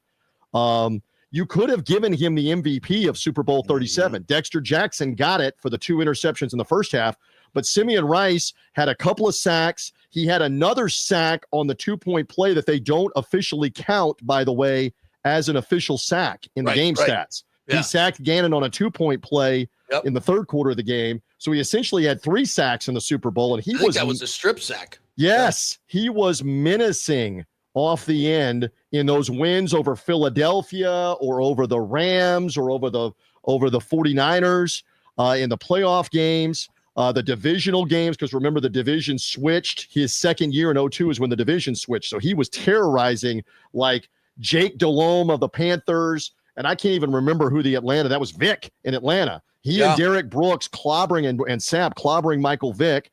And then the Saints every week. Simeon had close to 70 sacks with the Buccaneers. I think it was like 68.5, 69 and a half, whatever it was. So great on him that he's in the Ring of Honor. And I love that we get to do this where you can't tell the story of the great Buccaneer defense of the late 90s and the early 2000s without that guy, JP. No question. It was a brilliant move by Rich McKay. And it put, because people were like, why are you spending money on the defense? Like, you got to do something with this offense. But he knew that, hey, they had to have, that was the missing piece. So we got to give Rich McKay a lot of credit for that as well. So yeah, Sim was unlike any player I've ever covered. So. Well, and Brian Glazer's making a strong point for him to go to the Hall of Fame. He's openly campaigning now for him to be a Hall of Famer. He mentioned a lot of that in his the presser yesterday, and or what was it, Thursday? I don't remember. Yeah, yesterday. Yesterday was it. Yes, yesterday. And he brought out, he had more sacks from 96 to 05 than guys like Strahan, who's in the Hall of Fame, Jason Taylor, who's in the Hall of Fame. So he's making a very valid argument. I'm looking for what he signed for in free agency. 5 years, $28 million. And how much of it was guaranteed, Timmy? If you have it, it was probably something like that. All right, so wait a minute. 5 years, up to $34 million that he could have made. And I'm looking for what this, because again, 37. The quarterbacks weren't making that kind of money back in the day. And I think it was a $20 million bonus. Or guaranteed money, one of the two. Yeah. It was one of the, and I remember Rich McKay getting a lot of crap for that. Like, way overpaid for Simeon Rice. He doesn't play the run, blah, blah, blah, blah, blah. I'm like, I'm looking at the old Lakeland Ledger, which does that paper even exist anymore? The Ledger out in Lakeland has the article that I'm reading that Rice agreed to play. I remember this part too. There was a salary cap controversy because of what Rich McKay had done. Rice agreed to play for $1 million guaranteed in 2001. And then there were accelerators in the contract that would guarantee him $8 million in 02, which again is like unheard of for a defensive end. And I'm reading on here on if there's any other particulars, but I still remember there was some back and forth about whether the contract was legal because they had promised him so much guaranteed money later in the deal with accelerator clauses, which he met because he was getting, now everybody 13, does that. Yes, correct. He was getting 13, 15, 17 sacks a season. Of course he was worth that. But how about that? They got him, JP, for $1 million guaranteed the first year in 01 on how they did the deal. So it was a tremendous job by Rich McKay because he had to fit Warren Sapp, Derek Brooks, Mike Allstott, all those guys under a salary cap and make it work. But they retooled his contract in 03. So he signed a 5-year deal in 01. All right. They reworked gave him basically an extension in 03 for 5 years, right at $35 million with a $6 million bonus. And most of it probably guaranteed too. Yeah, he was worth it. Yeah, so that raised his salary from right around 5.5 to almost $7 a year. And his thing was leverage. I mean, he could get low and get around you. I mean, he was just quick, and he also was wingspan though. Yes, and the wingspan of being able to where he could, the Simeon wipe the chop to get the ball out. And I still remember this. I don't know if you ever heard about this or got video. I don't know that anybody ever got video of this. But there was apparently a bet, a substantial bet on whether Sapp, who could literally walk on his hands like 50 or 60 yards, we're talking about handstand and walk, that he and Simeon Rice had a wager going and they finally settled it. And Simeon Rice walked farther on his hands, I believe, as the story goes. He walked like 70 or 80 yards down the football field on a handstand. Hello. That's the truth. That is insane. That's strength, balance, athleticism. Yes. That's incredible. I mean, try to do, for all of us, we'd end up probably in the urgent care if you try to do a handstand. Yes. Then try to move. Try to take one paw step and think about that. That's crazy. But that's what kind of athlete he was, and he was in tears there yesterday, and I'm so looking forward to him being around all of this. He was last around when they honored the 02 team back a couple of years ago, and I remember being around him and talking to him then when they had the 20th anniversary of the 02 Super Bowl team, and they honored him at Raymond James Stadium. And he's been around like Sapp's Hall of Fame, Brooks's Hall of Fame. He's been around. So did you know that there's a funny moment in the press conference yesterday? He was talking about, And he goes, yeah, I remember playing in Philly, and I think Rondé got a pass. I don't know if he scored. I don't know, And I was like, Sim, did you not know that Rondé scored in Philadelphia? That's and he's the like, play. He goes, Right. I don't know, man. It's like he scored a lot of touchdowns. And Rondé was in the back of the room. I pointed the camera. He's like, oh, my dog's up there. He goes, yeah, I remember one time, I think it was a 49ers game. He had a pick 6 and I got a penalty. And Rondé's like, yeah, I remember. Rondé came up and grabbed his face mask, but that's Sim because he doesn't watch football. He played the game. Yes. He wanted to be the best. He couldn't even tell you who was in his division. I guarantee you, he couldn't even tell you who was in his division. He's one of those guys that doesn't think in details. He thinks in concepts. Like, we were the best defense of our time. That's the way he doesn't. He's not one of those guys. He couldn't, except maybe some of his own stats.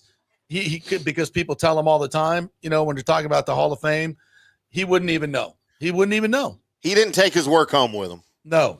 Well, hell no. And one other point, I'm just through my own head. I knew we were going to do this conversation. Wasn't he trying to make movies? And I think he did. He produced 2 movies. Yeah, he produced movies as well. Yep. I mean, this is a bright guy. We should not got 2 in the theaters, and if you don't know how hard that is, it's extremely difficult. We should just illuminate that he was a bright guy. We're not making him out to be stupid. He's different, and he was a tremendous player for this team. And great that the Buccaneers are honoring him. And you saw he was in tears yesterday, remembering his parents who passed away, that helped him get literally out of the ghetto, out of the projects in the Chicago area, to then play at the University of Illinois and eventually end up here in Tampa Bay with the Buccaneers in a very romantic time where the Buccaneers were rocking and rolling back in the early 2000s. He told a story about, he would be, he'd be out there dancing. Like when they have play in the TV timeouts, they'll be playing music, and Sim would be out there dancing. It's 100 degrees, feels like 110, fourth quarter. And he said offensive linemen would tell him, after the game or later, when they see him down the road, he'd go like, dude, I'm out there about ready to die, and I'm looking over at you, and you're dancing in the fourth quarter. He goes, that was so. It's like, this guy ain't had enough yet. Psychology. It's exactly what and it was. He would get ready. He'd get down in the stance, and I saw others do this before him, but he'd do it, and others have done it since, where he would start doing, I'm going to get in the shot. He'd start doing this to the crowd, like, let's go, get loud, while he's in the stance getting ready to take off. With how big a deal that was. So this is, and I didn't know I didn't know. Maybe I just forgot, but I knew him and Sapp didn't really get along in the beginning. But he told some stories yesterday, like it was really, really bad. Like it almost came to blows a few times. Well, maybe they had some clashes, and then they had the bet for walking on the hands, and I didn't know that kind of stuff. That's what you have me here for. I will tell you, the most impressive thing he's done. I guess especially after retirement, is he's 51 years old. I'm 54. Mm-hmm. He's got a 3-year-old. Yeah. How in the world do you do that? Good luck. I good can't luck even with that. imagine. Good luck with My that. youngest is 14, and I don't like him. No, and he loves it. He loves being a father. I know it. That's great. When I was texting him the other night, that's what he said. I was like, what are you doing now? He's like, I'm just a dad, man, and I love it. I just love being a dad. And he's playing with talking toys, and and he'll be great at it because he's great at everything he does. Love it with him. All right, what else? We've been lamenting our Rays, and you're an old school guy, and you've been on sports radio, and you would go. We dissect the games the next day all the time. I just don't understand what they're doing. What Kevin Cash is doing. I mean, these lineups are ridiculous. Last night again, Curtis Meade is at first base instead because there's a left-handed throwing, right? Aranda is a left-handed guy, so he sits down. Aranda's hitting .231 against lefties with a .375 on-base percentage and a .606 slugging. The guy they replace him with is a right-hander, is hitting .163 against lefties, a .245 on-base percentage, and .408 slugging. What sense does that make? Do you believe, and I have not heard you, do you believe this is what he's being told to do? Yes. Yeah, that's what I thought too. Because he's not from that an stupid. From an analytics standpoint, and from whatever, you're going to play the way that we have designed the system, the analytics Bible that says you got to play the right-hander against the left-handed pitcher. Look, I mean, they still, I have not intently kept up with it over the last few days. They're still operating a lineup that has like 4 guys hitting below 200. Yeah. Right? Yeah. Yeah. You don't have to be a math major to understand that's bad. That's really bad. So I don't know what you expect, because I keep seeing people on social media losing their minds, media members and fans and people that I see on Facebook that are going to the games that they can't get a hit with runners in scoring position. Well, what do you expect? What do you expect with the lineup you put out there? Hey, here's another thing. They keep putting Yandy Diaz at the top of the lineup. Mm-hmm. He got 2 hits last night. Mm-hmm. It's shocking development. There was nobody on base because at the top of the lineup, the 4 guys in front of him have all sub 200 batting averages, and one guy thinks 238. Why would you? Now they'll say, well, he'll get an extra at bat as the leadoff guy. What does it matter if there's nobody on base? Right, and if you're already behind 4-0 when he gets that extra at bat, and he's a singles hitter. It's not like he's even hitting home runs. Right. I mean, what? But let's tell the truth. Keep telling the truth. This owner stripped this team of a Rosarina and Paredes, and who am I leaving out? Like 3 of the prominent people. Yeah. Jose Siri is not here anymore either. 3 of the prominent people that could get hits, hit home runs, etc. He dumped them all for salary reasons at the end of last year. And whom have you replaced them with? So I will say this. It is my understanding we are going on Saturday. I have tickets with my father and a couple of other people for the Blue Jays. And I will report back to you on what I see and what I don't see. Have you been yet? I have not been yet with all of this. I've been seeing some of the games. We're able to see some of them when they're on Tampa Bay's 44, our friends Channel 44. Again, I'm on Hulu with all this happening. And by the way, interesting that the Lightning were the first ones to take the jump on. We got to get back to everybody being able to see our games. Shocking development. Somehow, some way. And don't think for a second that the Orlando Magic aren't going to be right behind them, even though that's not in this market. And the Rays are going to have to follow suit. Right. As you mentioned, the Rays did it this year with TOG. I don't know why. Part of the games, right? 22 games. Why not do them all? But I mean, in the Lightning's case, they broke away clean from the whole Diamond Sports or whatever it is that's now FanDuel, the parent company. They broke away from them and said, we've got to have the games on over-the-air TV where people can see them. I think Diamond Sports is still producing them, but they're going. That may be, but we got to be able to have people see the games.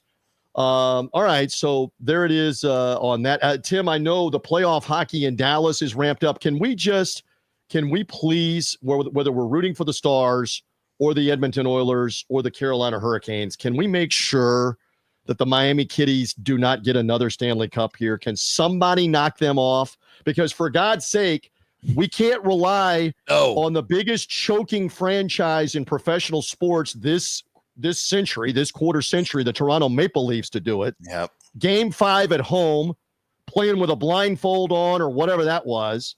Then you actually go win Toronto Game 6 in Miami.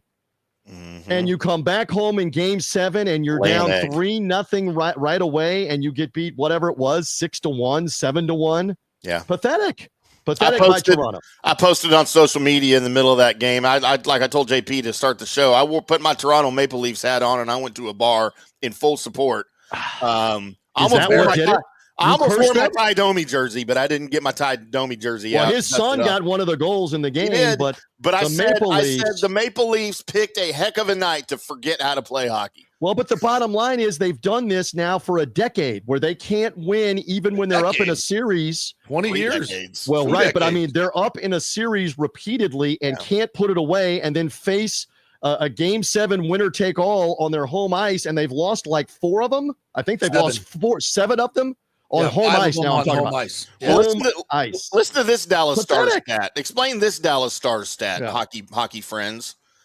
Pete DeBoer has been to 6 of the last 7 Western Conference Finals, and he's been fired twice in that time. Right? Yeah, I mean, you have no job security. And by the way, his record in Game 7 is like 8-0 or 9-0. 9-0 now. 9-0. Yeah, Maurice is now 5-0. Maurice is 5-0. Yeah. You can get this done.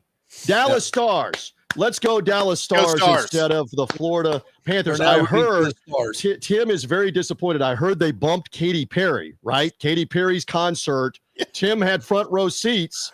Was Katy Perry like tonight? Have front row When seats. is Katy Perry? They bumped the concert. I heard this. It was for game one. It was Wednesday night. Tomorrow night. Tomorrow night. Yeah. You did not have Is she the doing backstage. the national anthem at least? I did not have. No, we have the great Selena Ray doing that. You did not have the backstage meet and greet and front row tickets for Katy Perry tomorrow night that are now out the door? I've got a meet and greet, just not at the stadium. Uh-oh. You know what Breaking news. Breaking news. There we go. Look, as much of a lunatic as she is, I can tape her mouth shut. Okay. Yeah. Okay. Yeah. All right. I don't want to get you in further trouble. Always fun to catch up with you. Great stories as Listen, always. You're the best. I'm here for you for whatever you need. Reminiscing about Simeon Rice and the Red Lobster, Rays baseball, whatever you need here on the program. As the summer months go on, let's stay in touch on all of this. Which Red Lobster was that, by the way? I'm trying to remember. It was one in Tampa. Is it still there? It probably is. I don't know. A lot of them have closed. I mean, these are the times that we're Mabry Highway. It might have been. It might have been that one. But he and we did the first show, and it was everything but Buccaneers for a while. And I just, go with it. And a great show. Go with it. Go with it, boys. Be all right, well. TJ. Great to be Love with you, brother. We'll see you, boys. All right, we got to hit a break. We're brought to you by the great folks at On-Site Construction and Restoration. Jason Fawcett, our good friend. You've met him on this show a couple of times. We'll bring him in a couple of weeks, in the next weeks or so. If you have anything you need to do in construction, folks, commercial, residential, you want to add on, you need to do some restorative work from the hurricane, maybe you had another contractor that didn't do the right thing, finally find the one that will do the right thing, and that's On-Site Construction. Over 1,400 jobs here done locally. They've been doing this for over 20 years. Go to their website. It's a great website. See some of their fantastic work, onsiteconstructionfl.com. Give them a call and tell them JP sent you. Whatever you need, the construction world, they will do it, and they'll do it with on time and on budget. That's what they do. Read all the great reviews at onsiteconstructionfl.com. All right, back in 3. We're going to talk some more Lightning. So I think Tim's going to quiz me on some possible moves for the Lightning. So we'll do that when we come back. Stay with us.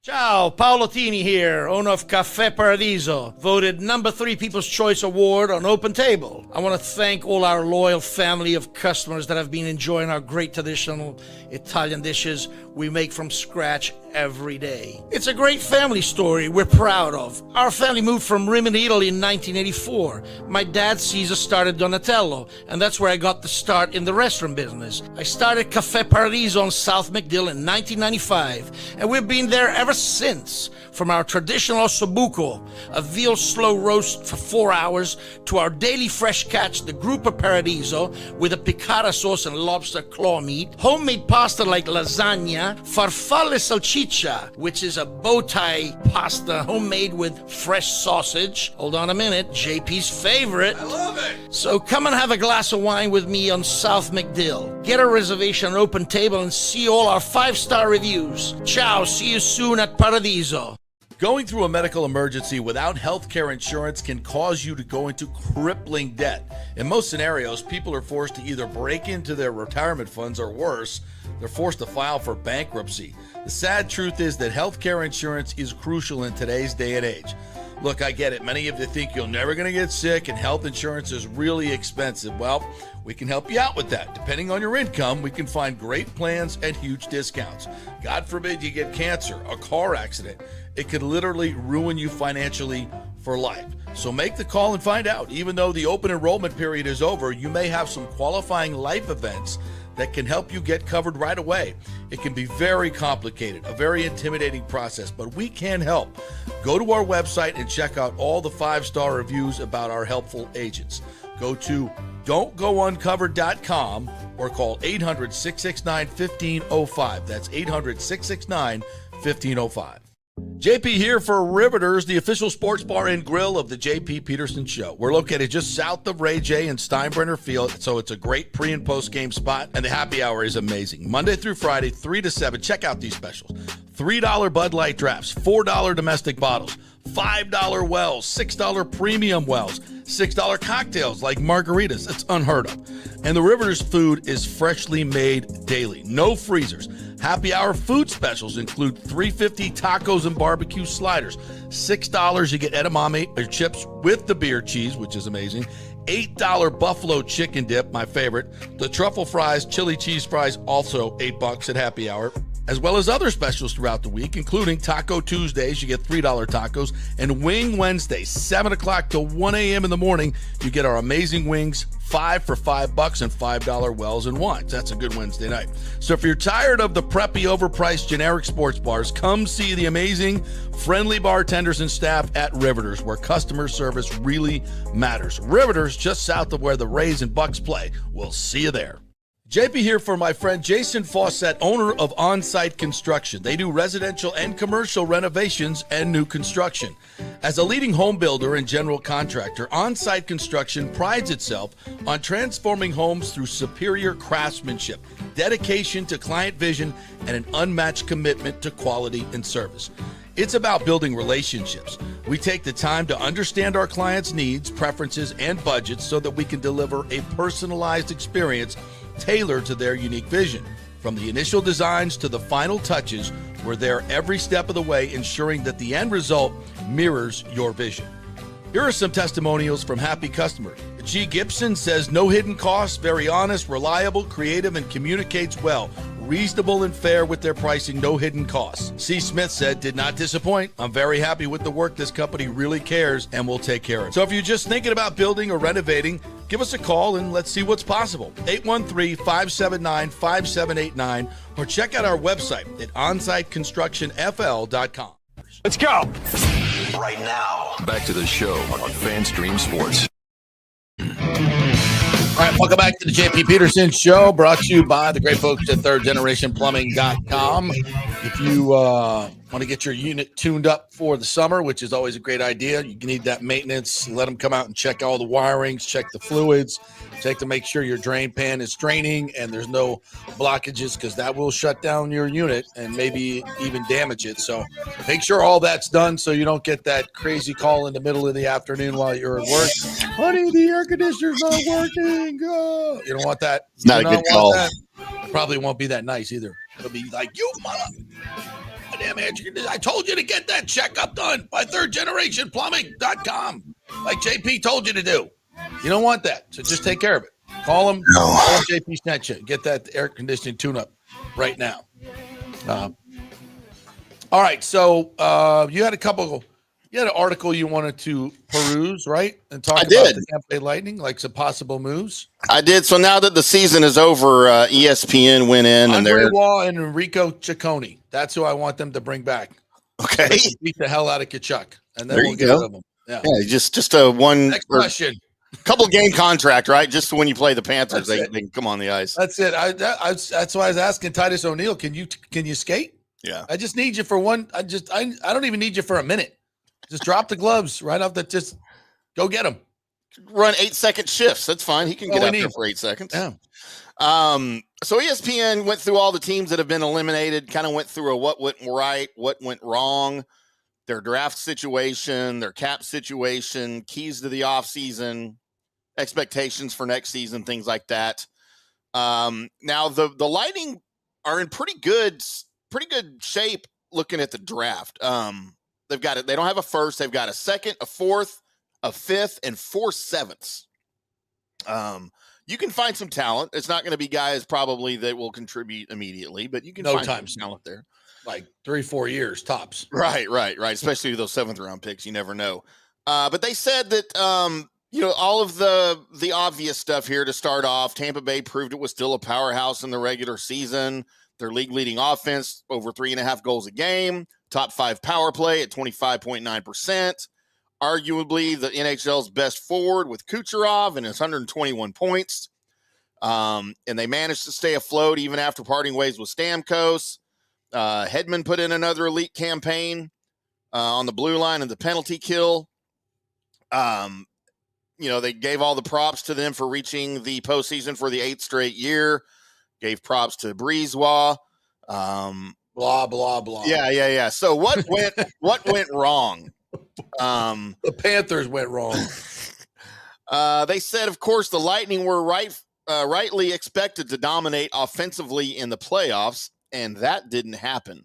They averaged the second fewest goals per game among postseason teams, 2.25, and Kucherov was particularly absent with 0 goals in the Lightning's first 4 games against the Panthers. And the power play that was so dominant in the regular season, 1 for 15. Awful. They had to deal with the theatrics of a physical first-round series. Matthew Tkachuk, of course, has hit on Gensel. You lost Hagel twice because of the suspension, and then, of course, because of Aaron Ekblad. So they said keys to the offseason here, JP. Mm-hmm. This is what I want your take on. They're going to have cap space, maybe for once, for the first time in a long time. And Brisebois probably will have to get creative to bolster the roster next season. What might that look like? They said, is it right for Tampa Bay to try running it back again after a 3rd consecutive first-round exit? Does Brisebois need to change tactics to see the Lightning's chances improve at the most crucial time of the year? He's mortgaged much of Tampa Bay's future because of trades of players and picks to keep pushing their chips in on another Stanley Cup run. Will he be aggressive in pursuing that again? If so, it's all about the trade and free agent market for Tampa Bay. They've got just 3 picks in the first 5 rounds, so maybe he could find leverage somewhere else. They said Nick Perbix is really the only notable free agent going into the season, but the Lightning need to ensure more scoring depth to make sure that won't be an issue this year. We talked about that at length on this show this season, especially early in the year, that they had none. Adding another goaltender to play with Vasi might be a good idea. Johansson is a free agent, and just we don't know where they stand on. I think they just recently re-signed him. Oh, this article came out yesterday, so unless it was I don't know. I thought I'd heard that too, but I usually question myself over the written media. So they said the realistic expectations for 25-26 is, again, regular season performance will put them in the running for another Atlantic title, because it's hard to think they're going to fall off entirely just from last year, especially after going in on Gensel and when Kucherov is still in his prime. But yeah, Johansson got a 2-year extension on May. Okay. Yeah. Well, they would screw ESPN though. So I guess there's your backup goal, and that's not a bad signing. I don't have a problem with that at all with them. Look, here's the deal. If you looked at if you're looking at the Lightning through the lens of the regular season, then JBB is the executive of the year.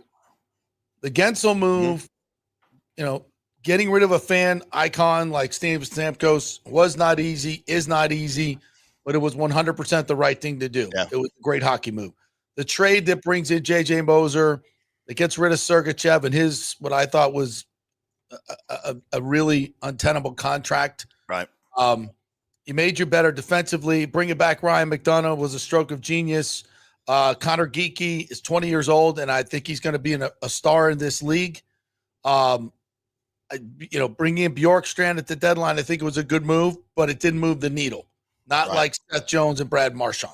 Right. Okay. If you judge him on that, on how he remade this team, A++++++. Mm-hmm. Look, the numbers that you stated in the regular season. Like, when have you seen a team go into the playoffs that was top 5 in scoring and goals against? Right. And they were top 7 in all the main categories. That's insane. Those are insane numbers. But that's the regular season. And unfortunately, the playoffs, the way the NHL does this, is it's a different game. And they allow a lot more physicality, and they allowed the Panthers to just beat up the Lightning and cheap shot the Lightning, and they targeted the Lightning's best players and took them out of the series. Now, is that some would say yes, because we didn't have the muscle to back it up. And I don't, I asked Brian Emblem that. He downplays it. He's like, that's not part of the game anymore. Right. But JBB can't. Said that, they were physically beaten up by the Panthers. Right, and that's something your general manager, regardless of who it is, can't anticipate things like that, right? You can't anticipate the suspension to Hagel or him being out because of a hit. What you can do is ensure that you have depth to make sure that if that happens, it doesn't create that much of an issue because I don't know. It's hard to create that kind of depth, especially when the salary Exactly. cap has been flat for 3 years and it's finally going up. So I think, you could nitpick. Has he gotten everything right? Did trade? No. Okay. But has he gotten most everything right? Yeah. I think he's done a hell of a job. And I work for the team. I get it. But I think objectively anybody would agree with that. Mhm. But I'll also objectively say that, as bad as it is, and I people will disagree, but it's the Panthers. It's the freaking Panthers. Like, yes, we lost to Toronto a couple of years ago in the first round. We lost there were 3 overtime games in that series. I thought the Lightning were the better team, and I think we were playing without Braden Point, if I'm not mistaken. So when you look at 3 straight years, you also have to look at it in context. You lost that series to Toronto. It was a really good team that year. You didn't have Braden Point, and they were all close games. I thought they outplayed them. That's puck luck. That's the way it goes. Last year, we matched up against a very beat up Lightning team again, against a really good Panthers team that went on to win the Stanley Cup. You lost to the eventual champions. And then this year you lost to a team that just, physically destroyed Toronto, who is a really good team. And so the Panthers are the problem. You've got to build a team to beat the Panthers. But the Panthers may not be the same team in the next couple of years so it's hard. It's hard to really kind of pinpoint. And you go back and look at that series against the Panthers. Are they the better team? Yes, they were. But damn, we got a lot of bad puck luck. Holy Jesus. The puck's going through skates and going into the back of the net at key times. There was again, I'm not sitting here saying that the Lightning were the better team. They were not. But were they 5 games, get out of here? No, it wasn't that. I think it was more competitive. But there were times, like when I'm watching the Panthers do what they did to the Maple Leafs in the second period the other night. It's oppressive. It's physical. It's really hard to play against these guys. And they're really, really freaking good. And they anticipate. And they're well coached. They play hard. They're really good. And I think they're going to win the Stanley Cup because of it. And they're dirty. And they're willing to do things that the Lightning maybe just aren't willing to do. And they have players that are willing to do things that maybe the Lightning just aren't willing to do. And do things that maybe the league shouldn't let them get away with, but they do. Yes. So, yeah. I mean, they took out Hagel, took him out of the series, took Kucherov out of the series. And, if not for Kuch being a really tough mofo, he probably would have missed some of those games, the shots that he was getting after the whistle, cross checks to the kidney. I mean, cross checks to the back of the head, all that. Like every single time there's a whistle, they don't do anything about it. And I know that sounds like sour grapes, but listen, if you're going to allow them to do it, and they're going to allow them to do it in the playoffs, you got to fight fire with fire, don't you? I don't know. I think you're going to. Do you want to just go build a 3rd and 4th line that's just going to be a bunch of goons? No, you can't do that. Yeah. But do you have to have a little bit of muscle, a little bit of more size that you can lean on teams? I mean, I think our Stanley Cup teams were that. Yeah. When you brought in Gaudreau, and a lot of those guys were bigger, stronger. That was a different team. And now you had the Panthers with this 3rd line that was just, fantastic. Brad Marchand and Seth Jones. I mean, they brought in 2 guys that have made a huge impact. Our guys did not make a huge impact. I think Bjorkstrand had 2 goals, 1 or 2 goals, and then got injured for the playoffs. Yeah. I mean, it's just, you want to talk about depth, but they had a lot of guys injured. They had a lot of guys. I don't think the deadline deals, if I'm going to be critical of Brisebois, I don't think they got much out of Yanni Gourde. I don't think he's a small guy, energy guy, but I don't think he brought what they had hoped that he would bring. Bjorkstrand really didn't get a chance to make a difference in the playoffs. So, I mean, and what do they need to do? I think they need to probably get a couple of power forwards that they can put on the 3rd and 4th line to give them a little bit more muscle, and maybe a stay-at-home defenseman that's a little bigger and stronger that can lean on people and maybe is willing to do Ekblad things. Yeah, I don't know. I hate to say that, but it kind of needs to be done.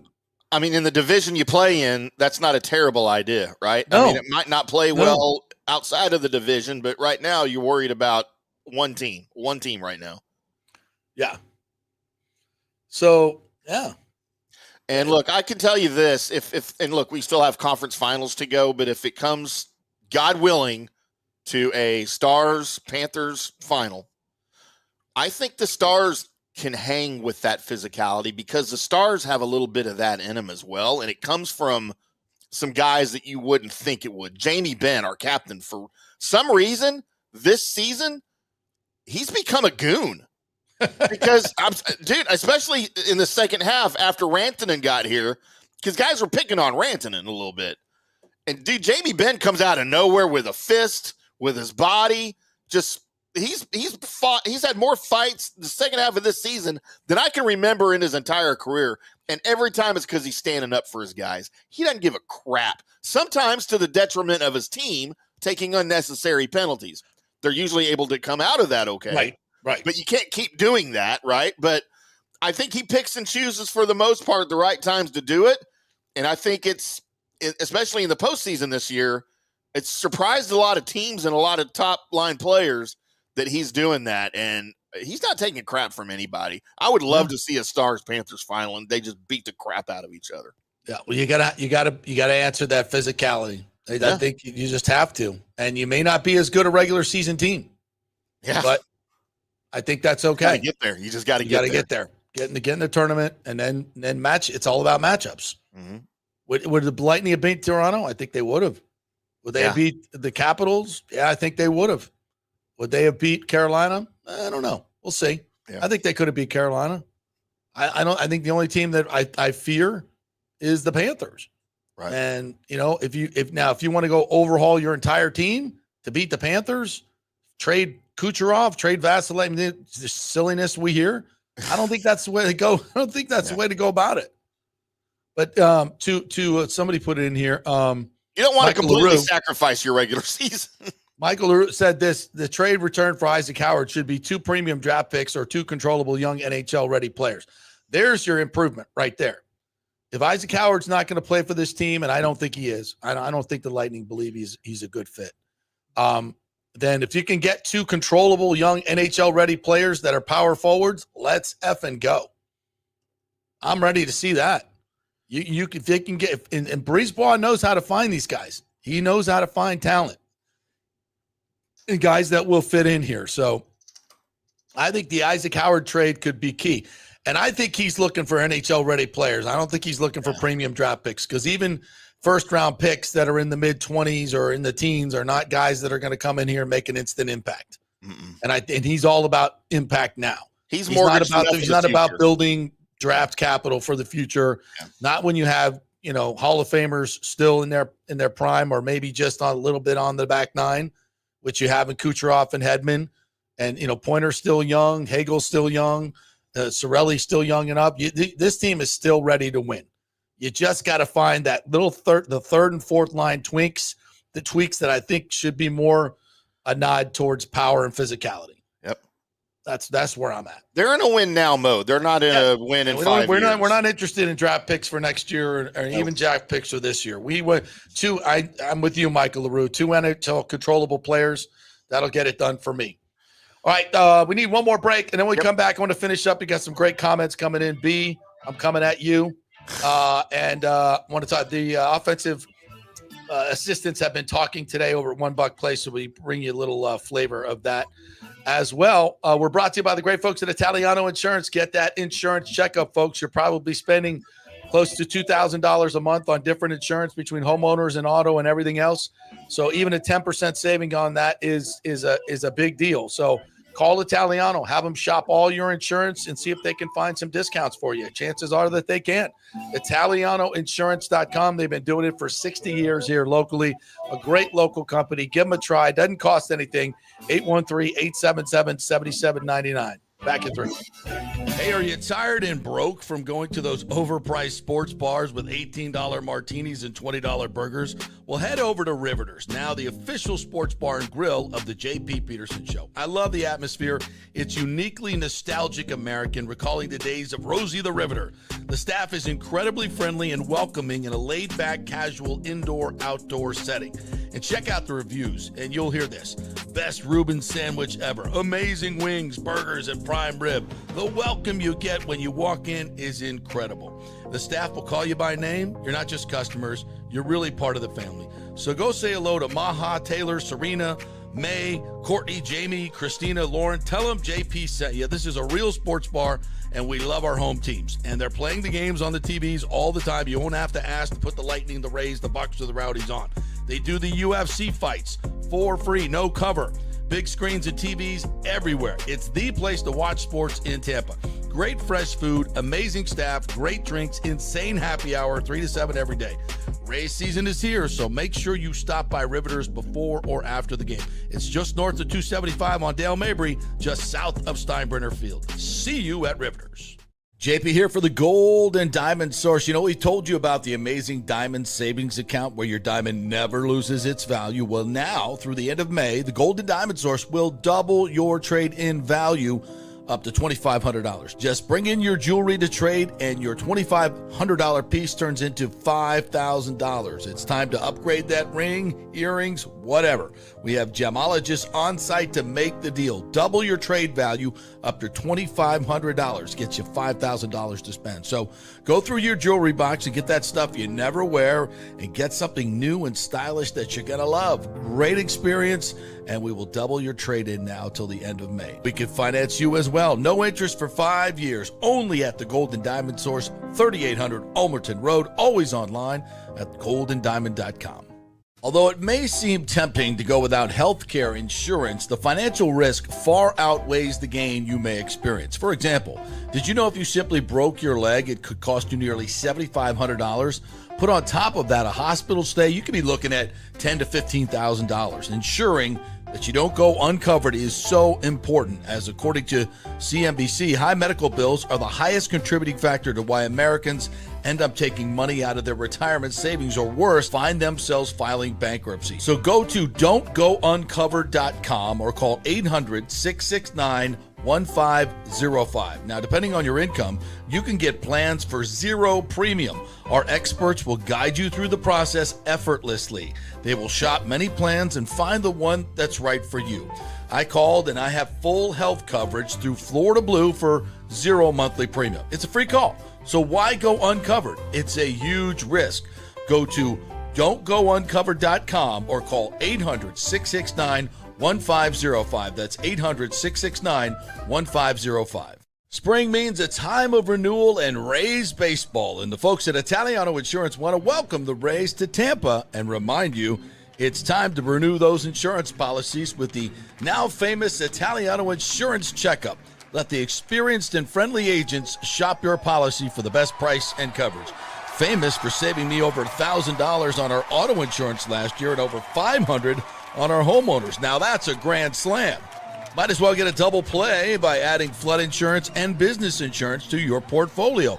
Costs less than you think, and trust me, you do not want to risk your home or personal wealth. That's a big whiff. So step up to the plate and call 813-877-7799 and chat with the all-star agents at Italiano Insurance. 813-877-7799 or go to italianoinsurance.com. Go Rays! Let's go. Right now, back to the show on FanStream Sports. All right, welcome back to the JP Peterson Show. Man, it has flown by today, has it not? Has. Man, a lot of good stuff. Thank you guys for joining us each and every day. We're brought to you by On-Site Construction and Restoration. OnSiteConstructionFL.com is the website. Go check it out. They're a great company over there. They do great work. It's hard to find a good, honest contractor that does great work. I'll just be honest about that, folks. That's why you got to go with the ones that have been here a long time, have done a lot of work here locally. That's OnSiteConstructionFL.com. Jason Fawcett is the owner over there. He does a great job, oversees all the construction there, commercial and residential. So if you're thinking of adding on to your home or building something new, just give him a call and find out what's going on. It's a free call. get a dialogue going. They'll meet with you, show you what's possible, and you might move on and do something with these guys. OnsiteConstructionFL.com is the website. Check it out. Tell them JP sent you.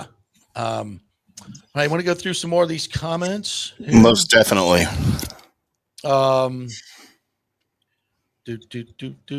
Mario Christian says the Bucs made out like a bandit with the upcoming schedule. No international games for the second year, a late bye week, and just 4 spread out primetime games. Yeah, I don't think they could have gotten a better schedule. Honestly, do not believe that. Rick said, hey, JP's intern, that's you, Alex. Be careful walking around the studio with all the name dropping today. It's hazardous work environment. Yes, indeed. Rick's on a roll today. He is.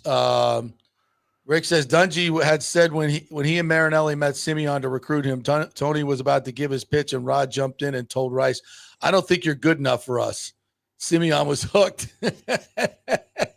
That was actually a great play by Marinelli. And Marinelli, that was his whole thing, is like, you got to work within the system. And he taught him to. He absolutely did. Where's the U.S. Open, says B. Does this shape up well for Scotty? Oakmont, correct? A long, tough driving course. So, yeah. Now that Scotty's he's got to dial in that new driver that's not illegal anymore. Do we really have to talk about Scotty Scheffler on this show, for the love of God? You hate him, don't you? You know what? No, I don't hate Scott. Okay, for those of you that are golf fans, you need to go watch yesterday's the first 10 minutes of my solo from the rough that I did, because I just laid it all out there about Scotty Scheffler, how I feel about his game and him winning, and just how freaking boring it always is. Every time he wins, it's so freaking boring. It's not good to watch. It's not fun to watch. Yeah, come on. I Just think because he Scotty's a doesn't great make dude. mistakes like Rory and kick it into the pond at 13. Could he be more vanilla? All right. He shaved his freaking beard. The only part of personality that he had.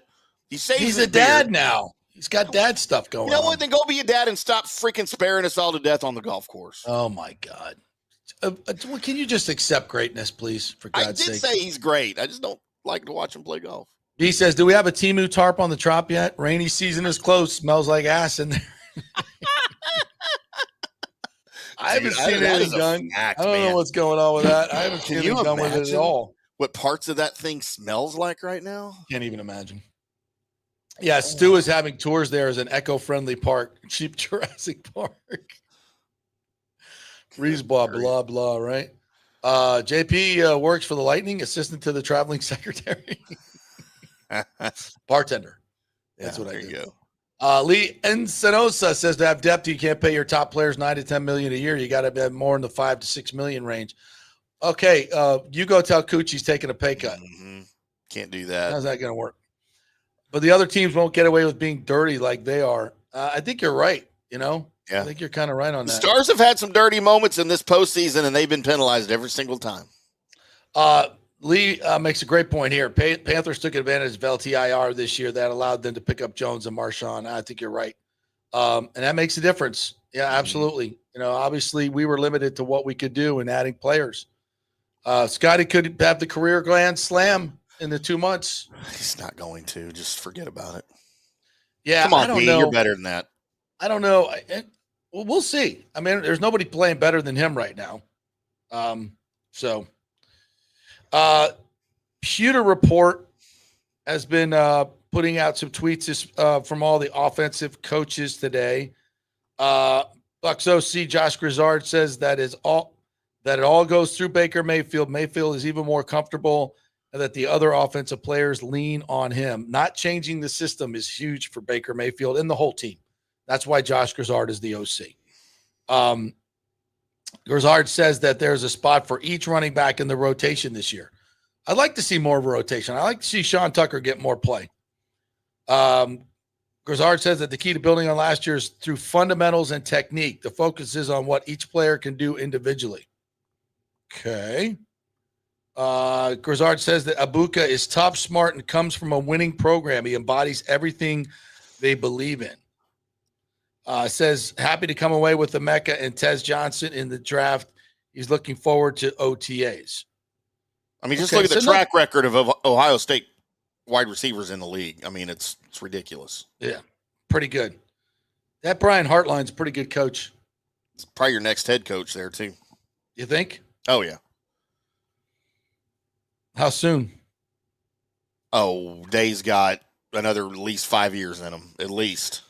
Bucs run game coordinator, OL coach Kevin Carberry, love him, says that he fully expects Graham Barton to make a second-year jump, that Cody Mock can continue to improve. Mock has the ability to recover and handle his own against the best pass rushers.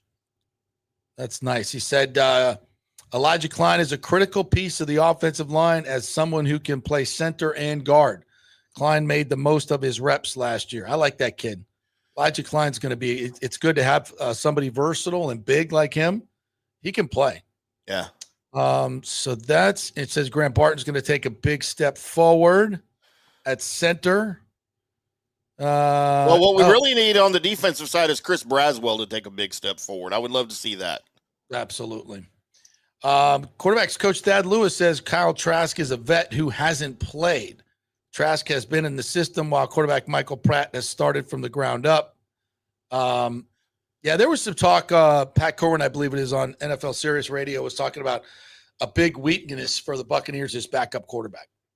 Said that this team, this roster is really, really good. It's a championship roster, but if Baker goes down, they don't have anybody to step in with any experience, and that's correct.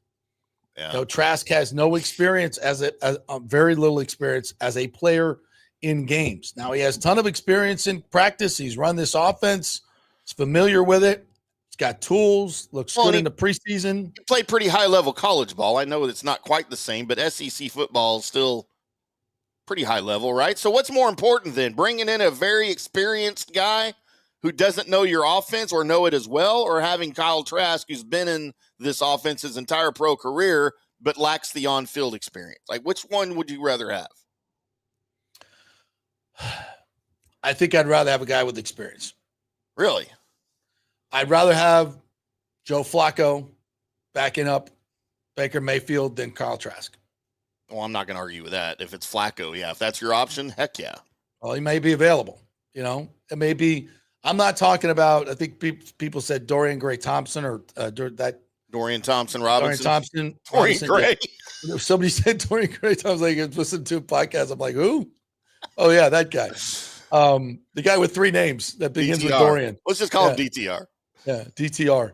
And I don't think that's a fit for the system. So, but I like him though. Yeah, I do too. I don't know. I think if Baker were to go down, is Kyle Trask going to be able to take this team to the next level? I don't think so. Would you rather have Kyle Trask as Baker's backup right now or Jameis Winston? We're in the interesting business, bro. Jameis all day long. Kidding me? I knew you'd say that. I mean, he ain't going to be available, but good God, I'm surprised those talks never. Bring the circus to town. Yes, why did we not talk about that in the offseason before he signed in New York? What were you thinking? Come on, Jameis. Come on home. You need to ask Jason Light that next time you guys are having a beer and a text conversation and say, did you ever, just for a second in your mind, when he got cut by or whatever, when the season ended and he's a free agent from the Browns, like, ever think about giving him a call and saying $2 million a year? Would I rather have Jameis than Kyle Trask? Yeah. I think I would too. I think I would too. I would, because I know Jameis is going to push the ball down the field. That's for sure. Well, the problem is we just don't know what Trask will do, right? It's an unknown. No idea. We have no idea. You know, could this defense overcome 3 turnovers a game? I don't know. Well, then you don't want. But he's going to get you 3 touchdowns a game. He's always going to net. It's going to be equal. For the most part. No, I don't know. Baker goes down in week 2 and Winston gives us another 30-30 year. I'm here for it. We can win the division with that. Probably do. Absolutely. Probably do. Because I'm going to go Knowles over Gators anytime, but we know that. So. I know. There you go. As well you should. Yeah. All right. By the way, good luck to the FSU ladies. They're taking on Texas Tech in the regional, baby. We're going to have to make a little wager here. Texas v. Florida. You know what? After my Aggies are out, being ousted as the number 1 seed, they didn't even make the super regional. The first number 1 team to not make their super regional. Right. I'm going Tech, and then I'm going, you know what? Screw Tech. I'm going Florida State right now. There we go. Go Noles, baby. Go Noles. Go Knowles. All right. Thank you guys for joining us. As always, great comments. Appreciate you. Thanks, TJ Reeves, for joining us. Thanks to the great Simeon Rice.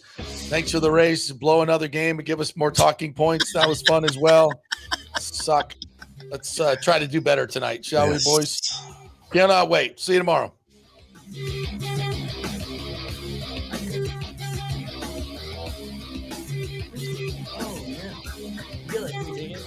Yeah.